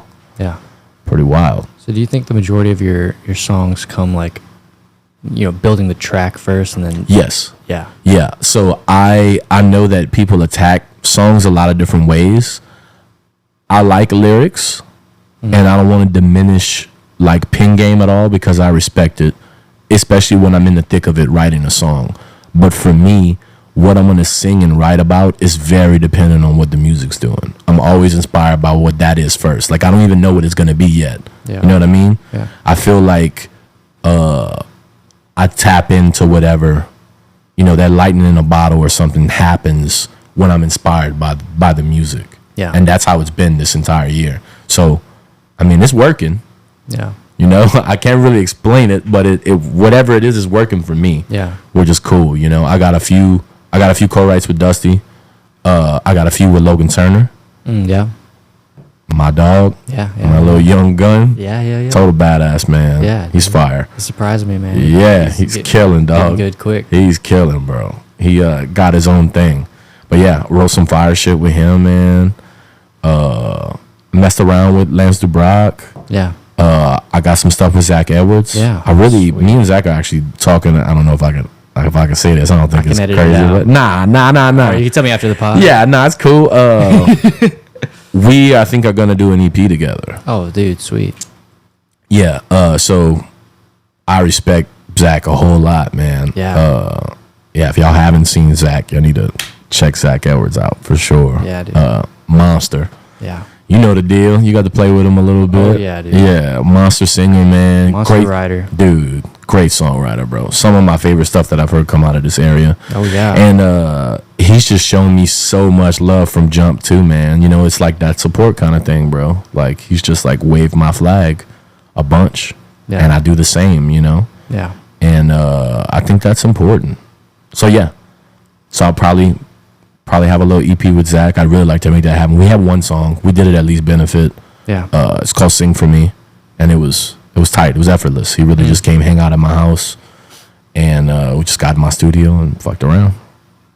You know? It was really just kind of like wrangling him in a little bit. Because him, like most of us, is a self-deprecator. You know what I mean? Yeah, that's not good. You know? Like, I'm like, bro, like, no worries, man. You know, we're not on anybody's time but our own. Yeah. And that's the cool thing about having a setup at the crib is that, like, you know, time ain't really ticking away. If you ain't, you know, if you don't got somewhere to be, like, we chilling. It's all good. Want it to be your There's no wrong anything. Yeah. You know what I mean? And it was cool. We got to build a track out pretty effectively, which was nice. And I think it was like partially a learning experience for both of us, which was tight. And I'm looking forward to hopefully writing with him some more. So what DAW are you using? I'm using Studio One. Okay. And that just kind of like fell into my lap, man. I really wanted to use Logic. Yeah. to be honest with you. But my Mac is old. I got one from like 2013 before they pulled the disk drive out. Yeah. And you know how fucking Apple is. Yeah. Yeah. They just like, yeah, things just become obsolete. You know, oh no, you can't. Yeah, you can't run Logic on this thing anymore. I'm just like, okay, so what do I do? Well, I got tossed a session at Personas. My buddy Kyle Erosh, who's an engineer out of New Orleans area. Been knowing him for a long time. He actually did the 2 singles that Sailor Mouth put out. The last 2 things we did. Yeah. Awesome dude. He was working at Personas, doing mainly like gear demoing and stuff like that. He wasn't actually engineering a whole lot of sessions, but they did this thing called the Rainy City sessions, and they were having bands come in. I can't remember everybody who went do it, but I think there was probably like a rap act, and then Burris went do it. I don't know if you know who that band is, and they're out of Baton Rouge. The singer Chris, his pop is a teacher at UL. Okay. So they did it, and then we got in because Kyle was there. He suggested us and showed him some of the stuff that he had put out for us. So got in to do that, and because we got to do that, Personas like laced us up with stuff. You know, sweet. We were able to buy mics and like a DAW and stuff for like relatively cheap. Dang. They shaved a lot of the cost off, which was it was awesome. Very very dope of them, man. Great people over there. They treated us so good. But yeah, through that process, I was able to get a drum mic pack, full setup, 2 overheads, like snare and 2 tom mics and a kick mic, all in a pack. Yeah. I got their version of this. Oh, yeah? It's called a PD70. Oh, okay. Just like this thing, Yeah, bro. yeah, Phantom power, Yeah. same shape, everything. Great mic. That's what I've been doing all my vocals with at the crib. Wow. Yeah.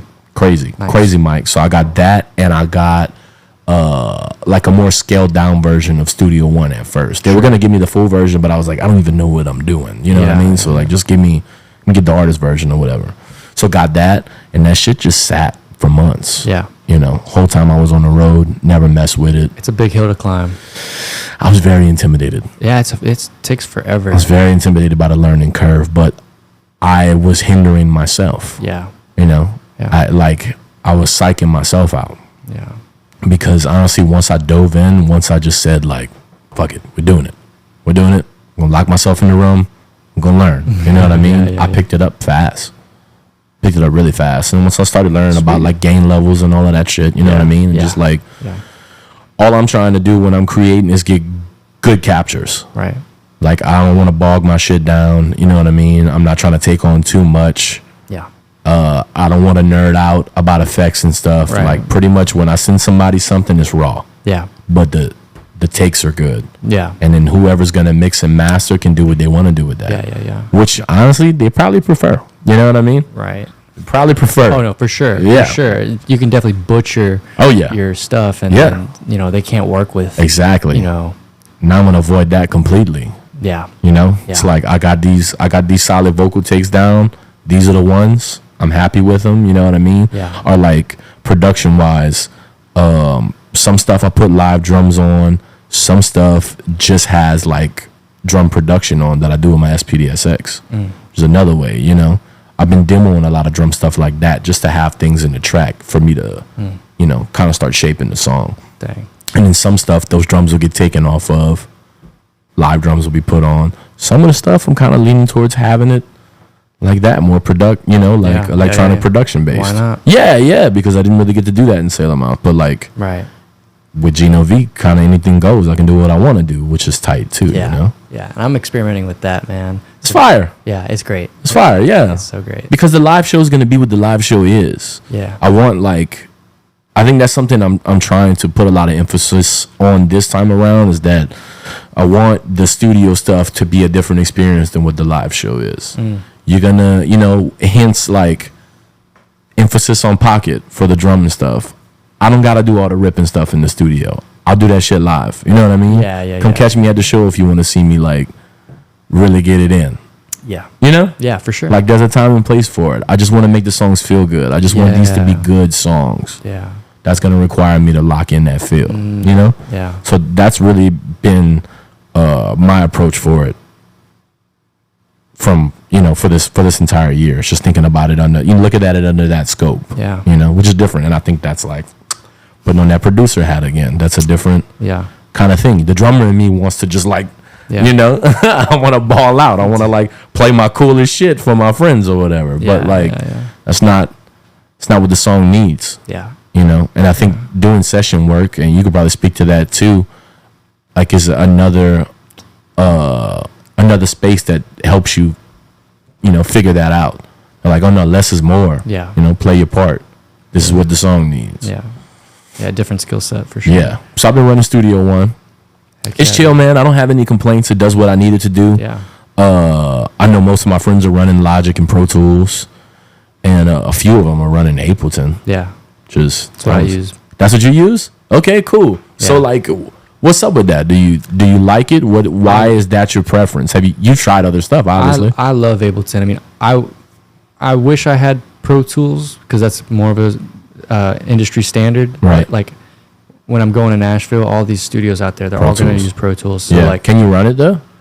Pro Tools? Yeah. I got to do a little bit of Pro Tools work at Dockside when I was interning, but Gotcha. like I'm quick on Ableton. Like, right. I would have to learn, like, Yeah. I need to get it, honestly. You could swap the shortcuts though.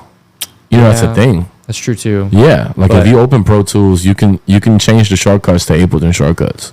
Yeah. That would help you. Yeah. For sure. Yeah, maybe so. Because that's huge, man. Yeah, that's how them engineers are so quick. It's still got a different workflow a little bit. Right. But like, so I just need to get it because like if I have a client, say I'm recording someone, I have a client and they want to open up the session somewhere else, like everywhere else is going to have Pro Tools. So like I can just send them the whole session and they can just open it up exactly how we did it. And right.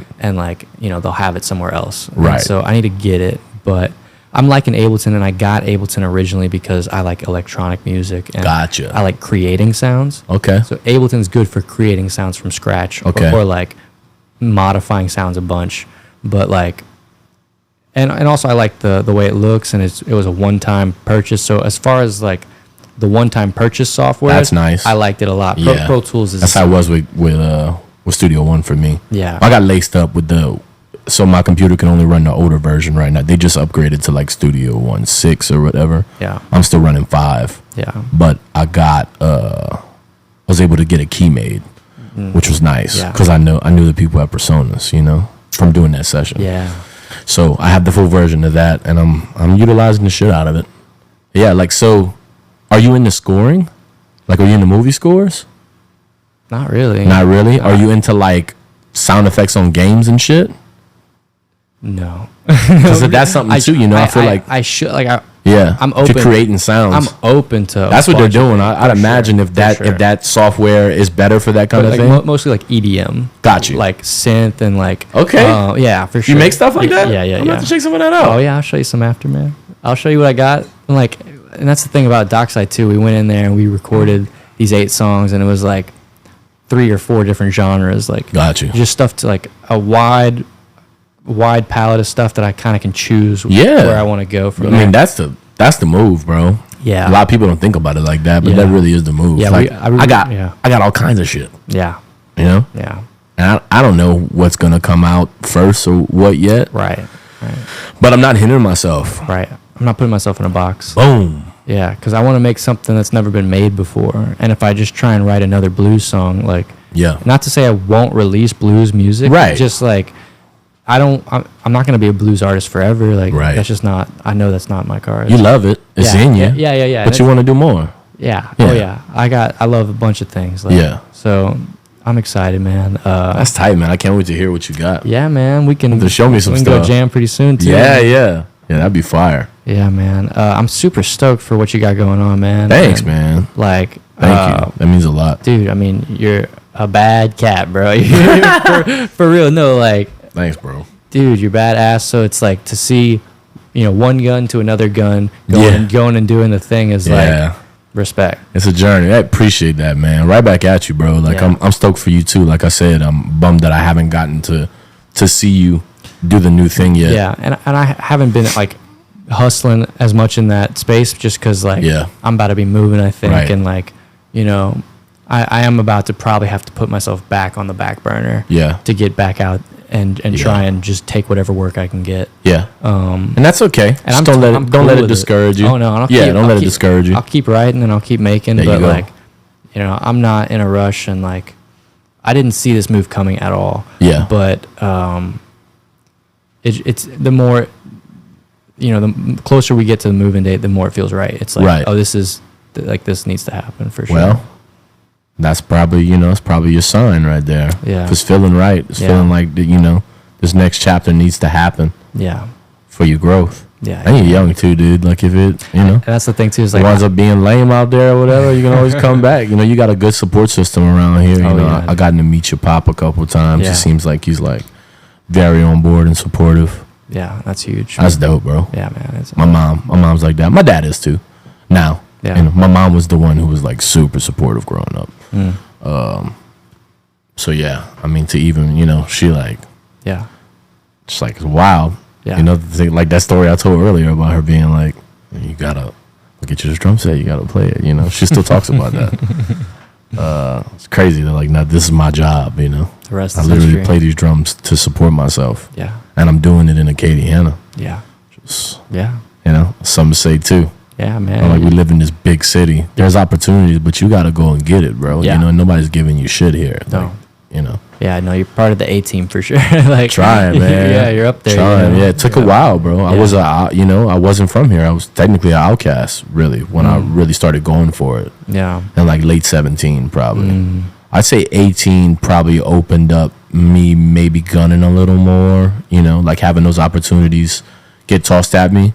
My name being thrown in a hat for like, oh, you need somebody? I'm like, I know a dude, you know what I mean? And it just takes doing it. You got to do it enough times. Yeah. Now, you know, I definitely think regionally, I think people are like hip. They know. Yeah. You know, if you need somebody to come through, yeah, who doesn't play with you regularly, yeah, you can shoot it my way, and I'll give it the time it needs. You know, because I love it. Yeah. Because I care about it. You know, because my name is important to me. You know, when you book me, you're like, yeah.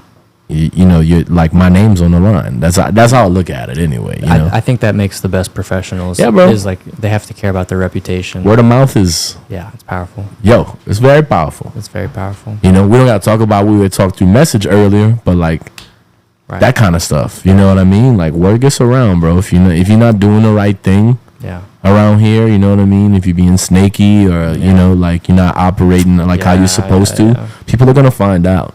Oh yeah. And the word's gonna spread, you know. And I'm not a fake dude. I can't be. It's just not in me. You know what I mean? I just don't possess that. Like I don't wanna. Like if if it don't feel right, then I'm not messing with it. You know what I mean? Yeah. Or you're somebody that like is like living. You know, you're doing some things that don't jive with me. Then you're just not for me. You know what I mean? There's probably other people that are okay with that, but I'm not one of them. Yeah. You know, and like. I think that maybe that hurts some feelings sometimes, but more times than none, I think people respect me for that because, you know, what you see is what you get. I'm not going to put on and be fake. Yeah. You know, and if I tell you that, like, I like your thing, I do. You know what I mean? I'm not saying it. I'm not saying it to try to gain a new friend or something, you know? Yeah. I'm also big on, like, I never was the guy that's, like, too cool at the show to tell you that I like your music or I like your playing. You know what I mean? Like it's not a competition to me. I think we're all offering our own thing. Yeah. Josh Menard's like that too. He's another friend that I've had close to me that like shows people a lot of open love. Yeah. And it's one of my favorite things about him. You know what I mean? That's just like how he is. He's that dude all the time. Yeah. You know? I respect that. And I think more people should be like that. Yeah. I think if somebody's doing something that resonates with you, you should tell them. Yeah. Because, like, life is super short. Yeah. You know what I mean? Time's fleeting. Yeah. Like, none of us are going to be here forever. Thankfully, we found ourselves in a career where we can create this art that can literally live. It can outlive us. Yeah. If it's, you know. Yeah. Especially if it's dope enough and it resonates with people. Yeah. Think about how many soul singers and blues players that we still listen to. Yeah. And just like the echoes through the culture. Crazy, bro. Yeah, the stuff that's influenced other stuff, you know? Yeah. Wouldn't be no rock and roll if blues didn't come before it. Yeah. It's crazy. Like I said earlier, gospel music. wouldn't be soul music without gospel music. You know, people were freaking out when Ray Charles like first started playing his songs. You know, people like thought it was blasphemy. Like they were like, you can't. These are gospel songs. You can't play these songs like this for the secular world. You know. Yeah. It's like, this is me. This is my roots. You know, this is the way. This is what I grew up playing. Yeah. Can't help that. You can't fight that. If it's in you, it's in you. You know. Yeah. Dang. Crazy. Dude, this has been a great podcast, dude. Yeah, you like this is I was gonna ask you what's been your favorite so far. I think Horace is up there as like my favorite watching. This one's up there, dude. This one's up there. I like Gav too, Gavin, man. dude. My boy. Gavin's great. That was a fun one. My boy. I really enjoyed that. I'm gonna one. have to have him back on. Yeah, man. I think Gav's special. So have you been knowing Gav for a while? Yeah, he went to the same school I did when we were young, and then Okay. I also saw him through rock camp. Rock camp. Right. Damn, dude, I'm low-key kind of jealous Dude. about that, dude. Straight up, yeah. I heard it was sick. Huge deal for us. I miss Like, that, dude. I know a bunch of players now who did that, and like I'm so bummed that I would not be the same I didn't get to person. do it. And that's so fire. Like, I don't even know if I'd be doing this if I didn't go to rock camp. Because, like, It preps you. yeah, when we were getting taught by the local cats, like Yeah. Chad Viatar, Chris Yeah. French, Kolachek, Yes. Joe Gary, like all these cats. Like, so we were just in it. We were in the music scene as little That's toddlers so or whatever. tight. And then by the end of the week, you play for like an 800 person auditorium, and it's like, you know, a big old production. Yeah, so yeah. it's like, yeah, That's dope. dude. I'm telling you, I started when I was like 6 years old Wow. doing rock camp, and like, On guitar? yeah, Dude. and like I wish. I mean, I was just completely in my shell, like I Yeah. mean, rock camp definitely broke me in a little bit. Like, That's so cool. So by the time I graduated high school, or like by the time I got to Lil Buck, like I already had stage experience and Right. like, stuff. Like, Yeah. you know, it's like, Wasn't like you were peeling back that layer. You did it already. yeah. At a young age. And I was like, How long did you do rock camp for? I did it from 6 years old till 16. Wow. So 10 years, yeah. 10 Wow. So a whole decade. Significant time doing Oh, it yeah. every year. Yeah. That's fire. That's, I mean, Gab was in that with you every year too? yeah, I mean, he's younger, so he was, I don't know how long he did it consecutively, but I just Yeah. like, saw him around, you know. Got you. And I didn't even like hear him really play. Yeah. But then I went to UL for music business and met the Losers Weepers guys. Oh yeah. He was And- in that. Yeah, and so Yeah. when I met those guys, I really heard Gavin for the first time. Yeah. And I was like, oh shit. Kid's I'm creative, like, bro. who is this, It's bro? super creative. That's like my little brother on the road, dude. Yeah, dude. He stayed with us in North Carolina. Yeah. It was just me, him, the guitar player and the bass player for the band I was with at the time. I was playing for his pop, obviously. Right. But yeah, Gavin stayed. He stayed with us for like we hung out like 3 days Yeah, it's in Raleigh, North Carolina, in this Airbnb. it's a cool dude. Yeah, dude, I hung out with him like mad time. Yeah, All the time yeah, we were yeah. there. But yeah, love Gav, dude. I think he's super creative. I think he could do like all kind of stuff, Yeah. and like especially like all the heavy shit. Yeah. You know. Yeah. The Marcus pod was also one of my favorites. Oh yeah. That was just a good conversation. Yeah. And this one, it seems like it went by real quick. It was like, Oh, where we at now? we're like probably like almost 2 hours. No, we're like we're like an hour 30 yeah. already. Well, I still got some more in me. I mean, what else yeah. you want to talk about? Yeah. Dang. Shoot, man. I mean, like, maybe just like I don't know if you have any like plans for the future. Like, I mean, you saying you're pulling back, but like, Yeah. kind of more in detail, like what you really kind of are like, what's on your radar? Man, I think short term, I would obviously, love to like fill my calendar up with mainly me. Yeah. 2, I'd love to get to a place where I could, have a booking agent so I can take my hands off of that a little bit. I've always been a dude to do that. In every project I've been in, this is nothing short of that, It's a little different. I'm starting from a different place this time around, a little more experience. But it's like in the midst of me trying to create, I get why people outsource for a lot of these other jobs, Right. Like when you do this, you do everything. Yeah. Like I work up all my flyers. I do all my booking, I set up rehearsals when we do have them. You know, I'm getting in touch with these venues and like lining everything up. I'm, you know, planning the runs, and Yeah. it's a lot, you know. Yeah. I'm checking these emails and sending, you know, making these calls, sending these texts, making sure everything's like it's supposed to be. Yeah. Especially with like this new project too, because I really want to take care of my dudes. Yeah. You know, as someone who's gunned for people through the years, like I know what being on the other side of that is. Yeah. You know, Yeah. giving your time to somebody. Right. And I'm just grateful that I have a crew around me of people who like really care about me and are invested in my thing. You know, like Kent Beatty. I don't know if you got to spend much time around him. I know he was Just met him at yeah. just met him Sunday. That was the first time. Like I've seen him around a bunch, Gotcha. but like really like met him and played with him. Yeah. Yeah. For sure. Fucking monster, bro. Yeah, dude, that was Monster. sick. Yeah, I love Kent, man. That's my big brother. For me and Josh both. Like when we got into the Freetown Sound, it was like the top of 2019. We played Festival International that year, and Kent was like one of those. And I've told him this. You know, he's one of those first cosigns I got that was like, oh shit, okay, maybe I'm doing something. You know, because I just revered him so much. We're just like, this motherfucker's dope, you know, like Yeah. what a monster player. And for him to be like pumped that me and Josh were joining the band, you know, like, dude, I'm so stoked to play with y'all. I'm like, you're stoked to play with us, you know, like it's kind of one of those moments. But dude, he's the shit, you know. Just to have Josh involved in my thing, riding with me, you know, to have Logan too, man. Logan's like, he's giving so much of his time to my thing. Yeah. And I mean, if you've seen Bongo, Yeah. what a crazy band, you know, monster. Yeah. Probably pound for pound one of the coolest bands in our area. Yeah. Like not even a competition, just monsters in that band, you know. Yeah. And Logan, I think, is contributing a very unique thing to that setting too. You know, his writing style is very different than some of the other stuff that other members are writing, and it's cool. It's cool to see the dynamic. Yeah. And I guess I'm just grateful that I have these people invested in my thing. I am thinking a lot about, with this new endeavor. Before, it was very dependent on who was available for a date.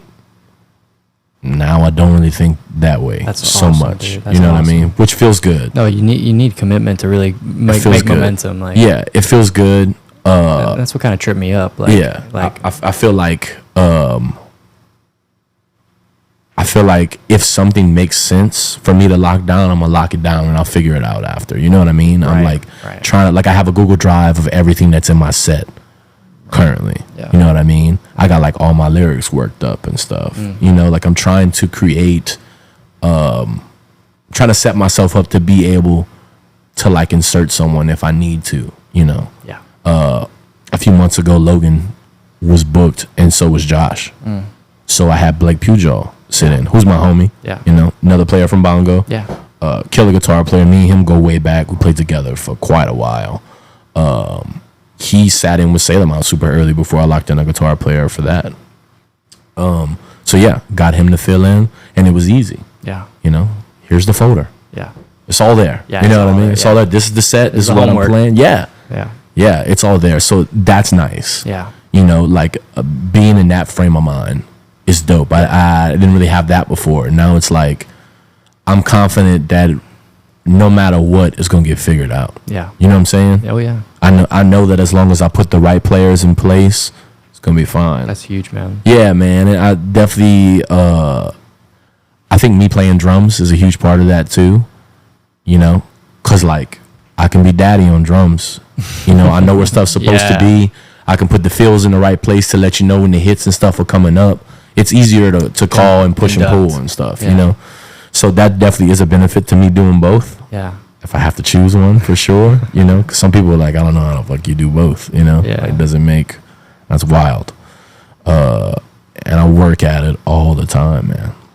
yeah. Talk about like singing and playing drums. Oh, Like, bro. I could talk for hours about singing and playing drums. yeah, man. How did? It's crazy, man. I mean, what's it like for you to do it with guitar? Do you, okay, so I guess I'll say like this. So I've been playing drums a long time. Yeah, in regards to songs, once I like know what the feel is, I can lock that in. Yeah. My body just like kind of does it. Yeah. You know what I mean? Like I'm in that place with drums. Yeah. So that frees me up to put emphasis on singing. Yeah. Right? Yeah. So I can kind of like put the drums on autopilot, like I know what it's supposed to feel like. I'm locking it in. Yeah. But really what I'm concentrating on Right. is singing Right. and breath support too. Right. You know, like it's very easy to like expend all your oxygen playing drums, especially because like on stage, I don't know what you're like when you're playing it, but my adrenaline pumps hard when I'm on stage. You know, it's like I can just feel it. Yeah. Like racing up and down my neck when I'm on stage. It's like my ultimate high. Yeah, you know? yeah. But I gotta like find a way to manage that. You know, like live in the moment, enjoy it, but we got a job to do. You know, and I need these big full breaths in order to sing. Yeah. So I think for me, doing both, I can kind of put the drums on autopilot and then focus on vocals. And then, you know, you can't substitute mic time for anything. Right. Like I'm not the singer I was a year ago. Wow. You know what I mean? For sure. Wow. Like I feel the growth. Wow. Definitely. Yeah. You know, I'm not the singer I was 2-3 years ago. Yeah. Like I'm a way better singer than I was when Salem Out was a thing. Yeah. And I feel like I did pretty good in that band, you know what I mean? But I learned so much. It just takes doing it. You can't substitute it for anything else. You know, somebody who inspired me really early on when I found him in 2016 is Anderson .Paak. Yeah. Big influence of mine. Yeah. But really somebody that just kind of lit a fire under my ass, really, you know? Like, just like made me think like, well, this is possible. Yeah. You know what I mean? You sing. Yeah. You know, you got to I had to convince myself that I could do it, that I could actually front a band, you know. That took time. Yeah. I mean, it took time for me to convince myself that Gino V could be a thing, that my name could be on the marquee. You know what I mean? Like I thought I was a band dude for years, and there's nothing wrong with that. I'm not like knocking that at all. But it took time to convince myself that like, no, people are invested in you. You know? Yeah. It's not just this band. You're like a part of why they're invested in this thing. Yeah. So it like took some time to really convince myself to do it, but I got there. It's just you gotta just try not to be discouraged, man. You know, we're our worst critics. Yeah. We just tear ourselves down all the time. Nothing's good enough, you know? Like you can listen back to a set and hear one mess up, and it's the thing you're thinking about the entire time, you know? It's like, bro, you played thousands of other notes. Fuck that note, dude. Stop thinking about that one. You know what I mean? Move on. Yeah. I think time helps with that, though. Yeah. You know, for me especially, I know when I was younger, I took like mess ups way harder. Yeah. Oh yeah. I was just like, oh my God, my life's over. You know what I mean? Like, everyone's looking at me. Bro, shit don't matter, man. I forget where I heard this, but it helped me a lot to have this mentality, which is like, it's not the last show I'm gonna play. Like I messed up. Like I'm just gonna play another one. Bro, yeah. Not, like you can play another song. Yeah. Yeah. It's okay. Yeah. It's okay. Recovery. The coldest people are like, you know, ninjas at recovering. Right. That's what it is. That's all it is. How many people you know and respect like go to hit something and pull off it quick and roll into something? You know what I mean? It's just it's like how you do it. Yeah. It's like when somebody like a stunt man takes a fall and they tumble, you know, like appropriate. It's just like that's you know, if I'd have took it. that fall, that shit would have probably yeah. banged me up. Yeah. Yeah. So like, what's it like for you in regards to singing and playing guitar? Yeah, I mean, what it is. Is it a similar kind of thing? Yeah, it is just the comfortability with the instrument. It's just like, you know, it does become autopilot, and it's, you know, some songs harder than others because of the rhythm, and like, you know, them being completely separated from the rhythm of the melody, and it's just like, it's a journey. That's hard, but like, so I've been skating on that playing drums, which is cool. Yeah, man, that's gotta be hard, bro. I've gotten a lot of questions about that recently. Like, dude, how do you sing like an opposite rhythm than what you're playing, you know? Yeah. And I just chalk it up to that. Like, I can kind of like put the drums on autopilot, and I can concentrate on what I'm doing vocally, you know? Yeah. I'm definitely like taking more risks vocally these days too. I was very rehearsed in the past. I don't know what you know, what your situation's like. If you like practice singing something a certain way and do it just like that at the show. Right. A lot of people do that. There's nothing wrong with that at all. Yeah. But man, it's something special to just like watch a singer and know they're not singing it the same way. You know, like they're just giving you what they're feeling in the moment. Yeah. And like, I didn't really think about this a whole lot, but in regards to your original music, you just got to drill them things all the time, bro. Yeah. You just sing them all the time, and then you get comfortable with those chord progressions, you know what I mean? And your ear just kind of opens up, and you can, like, you know, take things places where you wouldn't normally do it. Or ad-lib, you know, stuff like I shied away from a lot of that stuff. Now I'm doing that shit live, which is cool. It feels good. It feels good to, like, feel that growth and, like, see it, like, okay, bro, like, you know, the hard work's paying off. Yeah. And it's just like, it's just doing it, man. There's no substitute for it. Yeah. At all. Is this your first thing you really, like, really doing vocals and guitar in? Oh yeah. Yeah. Oh yeah, dude. I mean, like I didn't do much vocals growing up, so this is definitely a huge learning experience because I gotta treat myself way different. And so it's just like, oh man, not that I miss being a gun, but it's like, oh, this is a lot of work. Oh, it's a lot, bro. It's a lot. It's a lot, yeah. But like, I'm gonna keep it up, dude. Definitely keep it up. I'm keeping it up. Definitely keep it up because it's valuable to front and to to lead. It's huge. Yeah. It's huge, man. You don't know the opportunity you could get just being able to do that. Right. You know what I mean? Right. Like, or sing and do backgrounds. Right. Can you hear harmonies? No, not so good, man. Yeah. I need to work on harmonies. That takes work too, man. I couldn't do it like probably like 3 years ago. Yeah. I dang. Man. I wasn't hearing them as crispy now. But like, how did you work on that? Man, I've talked to a lot of people about this. Some people say that when you hear a melody, you just try to sing the harmony. To me, I think a great thing to do is find some of your favorite songs that you know have killer harmonies in them and sing the harmony note instead of the melody. Yeah. You know? Like, are you a Lost Lonely Boys fan?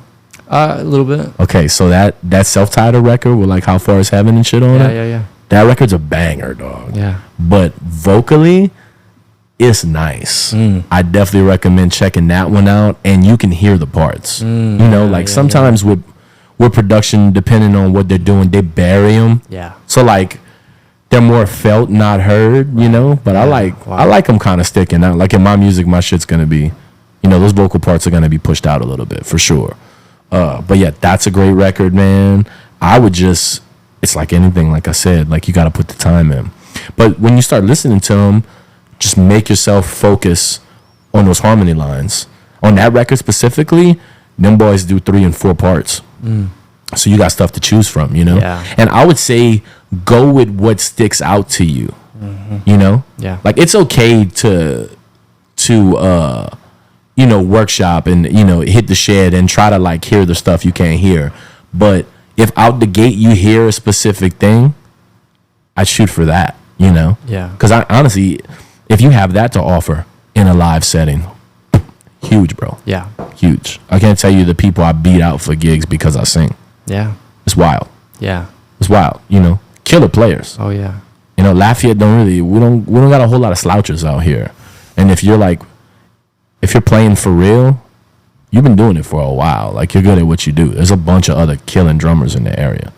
Not a whole lot of killing singing drummers. Yeah. You know what I mean? For sure. There's a few. It's valuable. But yeah, it's very valuable. Especially because, like, man, I mean, that's what I'm missing in my thing right now. Oh, yeah. Harmonies, bro. Yeah, man. Dude, they're like alley-oops for vocals. They take your vocal performance and just elevate it, you know? Yeah, It's just like, it's like that little something. I've heard, you know, solid singers sound absolutely incredible because they got somebody behind them that's just giving them that juice, you know? Yeah, dude. It's crazy. Yeah, dude. It really is crazy, especially in a live setting. It does a lot for recordings too, you know what I mean? It's like that little sweet candy Yeah. you can throw in to kind of, you know, accentuate a certain part. But live, man, wild. Really will elevate your performance completely. That's what I'm like currently missing. I'm trying to get that. You're working on them guys. Well, my boys don't sing, man. They're not gonna go for it. Man, so Kent said he'd give it a shot. He's done it. He's done it in a project before, but he's like, man, we got to get together. We got to work on it. Right? He's like, I'm not just gonna do it. Yeah. All right, we got to figure it out. You can't put a mic in front of the Yeah, hey, well, figure out what you want me to do. Yeah. And I love that energy. Like, I'm like, you gonna try it for me? All right, tight. Yeah. But yeah, dude, I need to have another voice in the mix. Yeah. I got a guy, a keys player that I'm probably gonna try out soon. Who I shared it with him a little bit, but he's a singer too, so that's tight. I'm hoping could get him to slide in, and that would like elevate the whole thing, man. I already know. Yeah. I love doing it for people. Yeah. Yeah. Like feels all good. the projects that I play drums in, I sing in too. Yeah. Dang. Yeah, like I play with Ray Boudreaux tomorrow. That's a fun group to sing with, man. Me, him, and Lane Mac. Oh, man. Fire, bro. Wow. Fire. Yeah, Ray's a singing motherfucker, dog. Yeah. Well, can sing, But so can me and Lane. Lane, yeah. Yeah, so can me and Lane. So us three together, it's pretty tight. And yeah, dude. Ray's he's like not selfish with his time at all. Oh, like he loves to like, he's always had that energy too, So it's always so much fun singing together because he'll do harmonies over me, Same thing with Lane and vice versa. We all like piggyback each other, We're all like helping boost the thing. Lane will lead a tune, I'll lead a tune, Yeah. It's dope. It's dope for sure, man. When you find yourself around people who are killing singers, it pushes you. I mean, it was like that when I was on the road. Like everybody in the band sang. Wild. Yeah. Everybody sang, or like playing with Dustin and Sarah. Yeah. Both powerhouse singers. Getting to sing with them, hit harmonies under melodies, it's wild. It elevates your whole thing. It really, really does. And it helps to kind of sharpen that ear, Yeah. Like you just start to look for different things. Whereas like most people who listen to music are very drawn to the melody. That's why it's the melody. You know what I mean? Right. Most people can hear that. Yeah. If you're not tone deaf, you can pick it out. Yeah. You might sing the octave below or whatever that it's in, but you can hear it. You can hear where it's moving. Most people don't really hear harmonies. They feel them. Yeah. They know that like something's going on there that's different. Yeah. But like they can't really pick it out, So I would just say start making it your mission to sing harmonies. When you listen to songs, if one's there, even if you got to back it up and play it over again, like whatever, dude. You're on your own time. Yeah. You know what I mean? Definitely like having a studio setup sick too. Yeah. And kind of pick it out. Oh yeah. Or like start a melody line and start throwing some around, Yeah. And you don't know what's going to stick, Yeah. Some might not feel good. Some might feel like just right, I can't really tell you if I'm hitting like a third or a fifth or whatever, but I can hear. Oh yeah. I can tell you what it, I can sing it for you. Yeah. But I don't really know the theory behind it, Yeah. I think it's sick that some, people who are players do have access to that. They can just kind of, the third's right here or the fifth's right here, Yeah. Very dope though, man. It's a whole nother world in regards to vocals. I don't think everybody's a good background vocalist. Yeah. I think it takes a certain kind of voice, Yeah. I'm worried about that. but you just got to sharpen it, man. I got it. Yeah. Just got to sharpen it. Yeah. Don't discourage yourself before you really give it a shot. Oh, yeah, because you'll be surprised what you can do. Yeah. And honestly, like you don't have to have the best background singers don't have a lot of character to their voice. Yeah, that's true. It's just about hitting the note. Right. You know what I mean? Right. You're just hitting the note. I'm trying to get Josh's ass to start singing, man. He won't do it. Not happening. Oh man. He's not having it, man. I'm trying. He sings with his hands. He's singing. He sings with guitar. But Oh yeah. try, bro. Yeah. And mainly it's just because I know what it'll do for his overall thing. Anybody. It's why I'm telling you this now. Yeah. If you seriously want to do this for a living and you want to like have as much opportunity as possible, great thing to have in your bag, man. And you just get comfortable with what you can do. You don't got to go for the crazy high note. You could do the thing below the melody. As long as it's strong and you're hitting it, Yeah. fire. Yeah. Fire. For sure. Sweet man, dude. I appreciate you coming, man. Is there man. anything else that you had a message for the people? Something that you think people should be thinking about more that they don't think about? Man, I don't know. I would just say be true to yourself, man. Like whatever you want to do in life, just do it wholeheartedly. Don't let people discourage you from going for for like what's in your heart. You know, this bug bit me early. I was 14 when this bit me. I'm 31 now.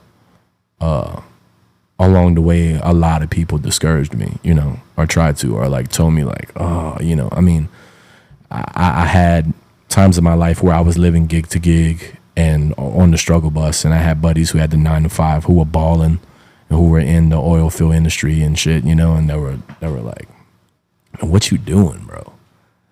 You know? Why you never got no money? Or, you know, like, when's this gonna pan out? When you gonna get a real job? Or, you know what I mean? Right. You know, just people in general. People can be negative. So yeah, I think if I have a ending thought, it's just like, don't let people, you know, mess with your energy, man. Yeah. You know, if you wholeheartedly believe that you're doing what you're supposed to be doing, stay on that path. And like, you know, the people who love you and who are supposed to be with you, they're gonna stick it out with you, and they're gonna encourage you along the way, and you should be doing the same for them too, you know. So yeah, I guess that's it. Follow your boy, man. Follow me on social media and stuff. I'm Gino V_music at Instagram. Same thing, I believe, on Facebook. I got a bunch of cool shit coming up. I think the next local gig I'm doing is August 26th, I want to say. It's not announced yet, but I think that's going to be with the Good Dudes again. We did a big blowout show a few months ago. It was a blast. So that'll be a Showbox. Going to be doing that again. I'm sure that'll be announced soon. But yeah, man, follow your boy. I'm going to be putting out some new music real soon. I'm really, really excited about it. Can't wait. I feel like this last year's been crazy, but it feels good, man. Thank you for having me, my dog. We'll have to do this again. Dude, this is so much fun, man. I really, really appreciate you, and keep doing this shit, man. Yeah, like, man. this is so tight. Yeah. Very, very dope. Dude. Thank you, man. Thank you, Gino. Yeah. Bye, everybody.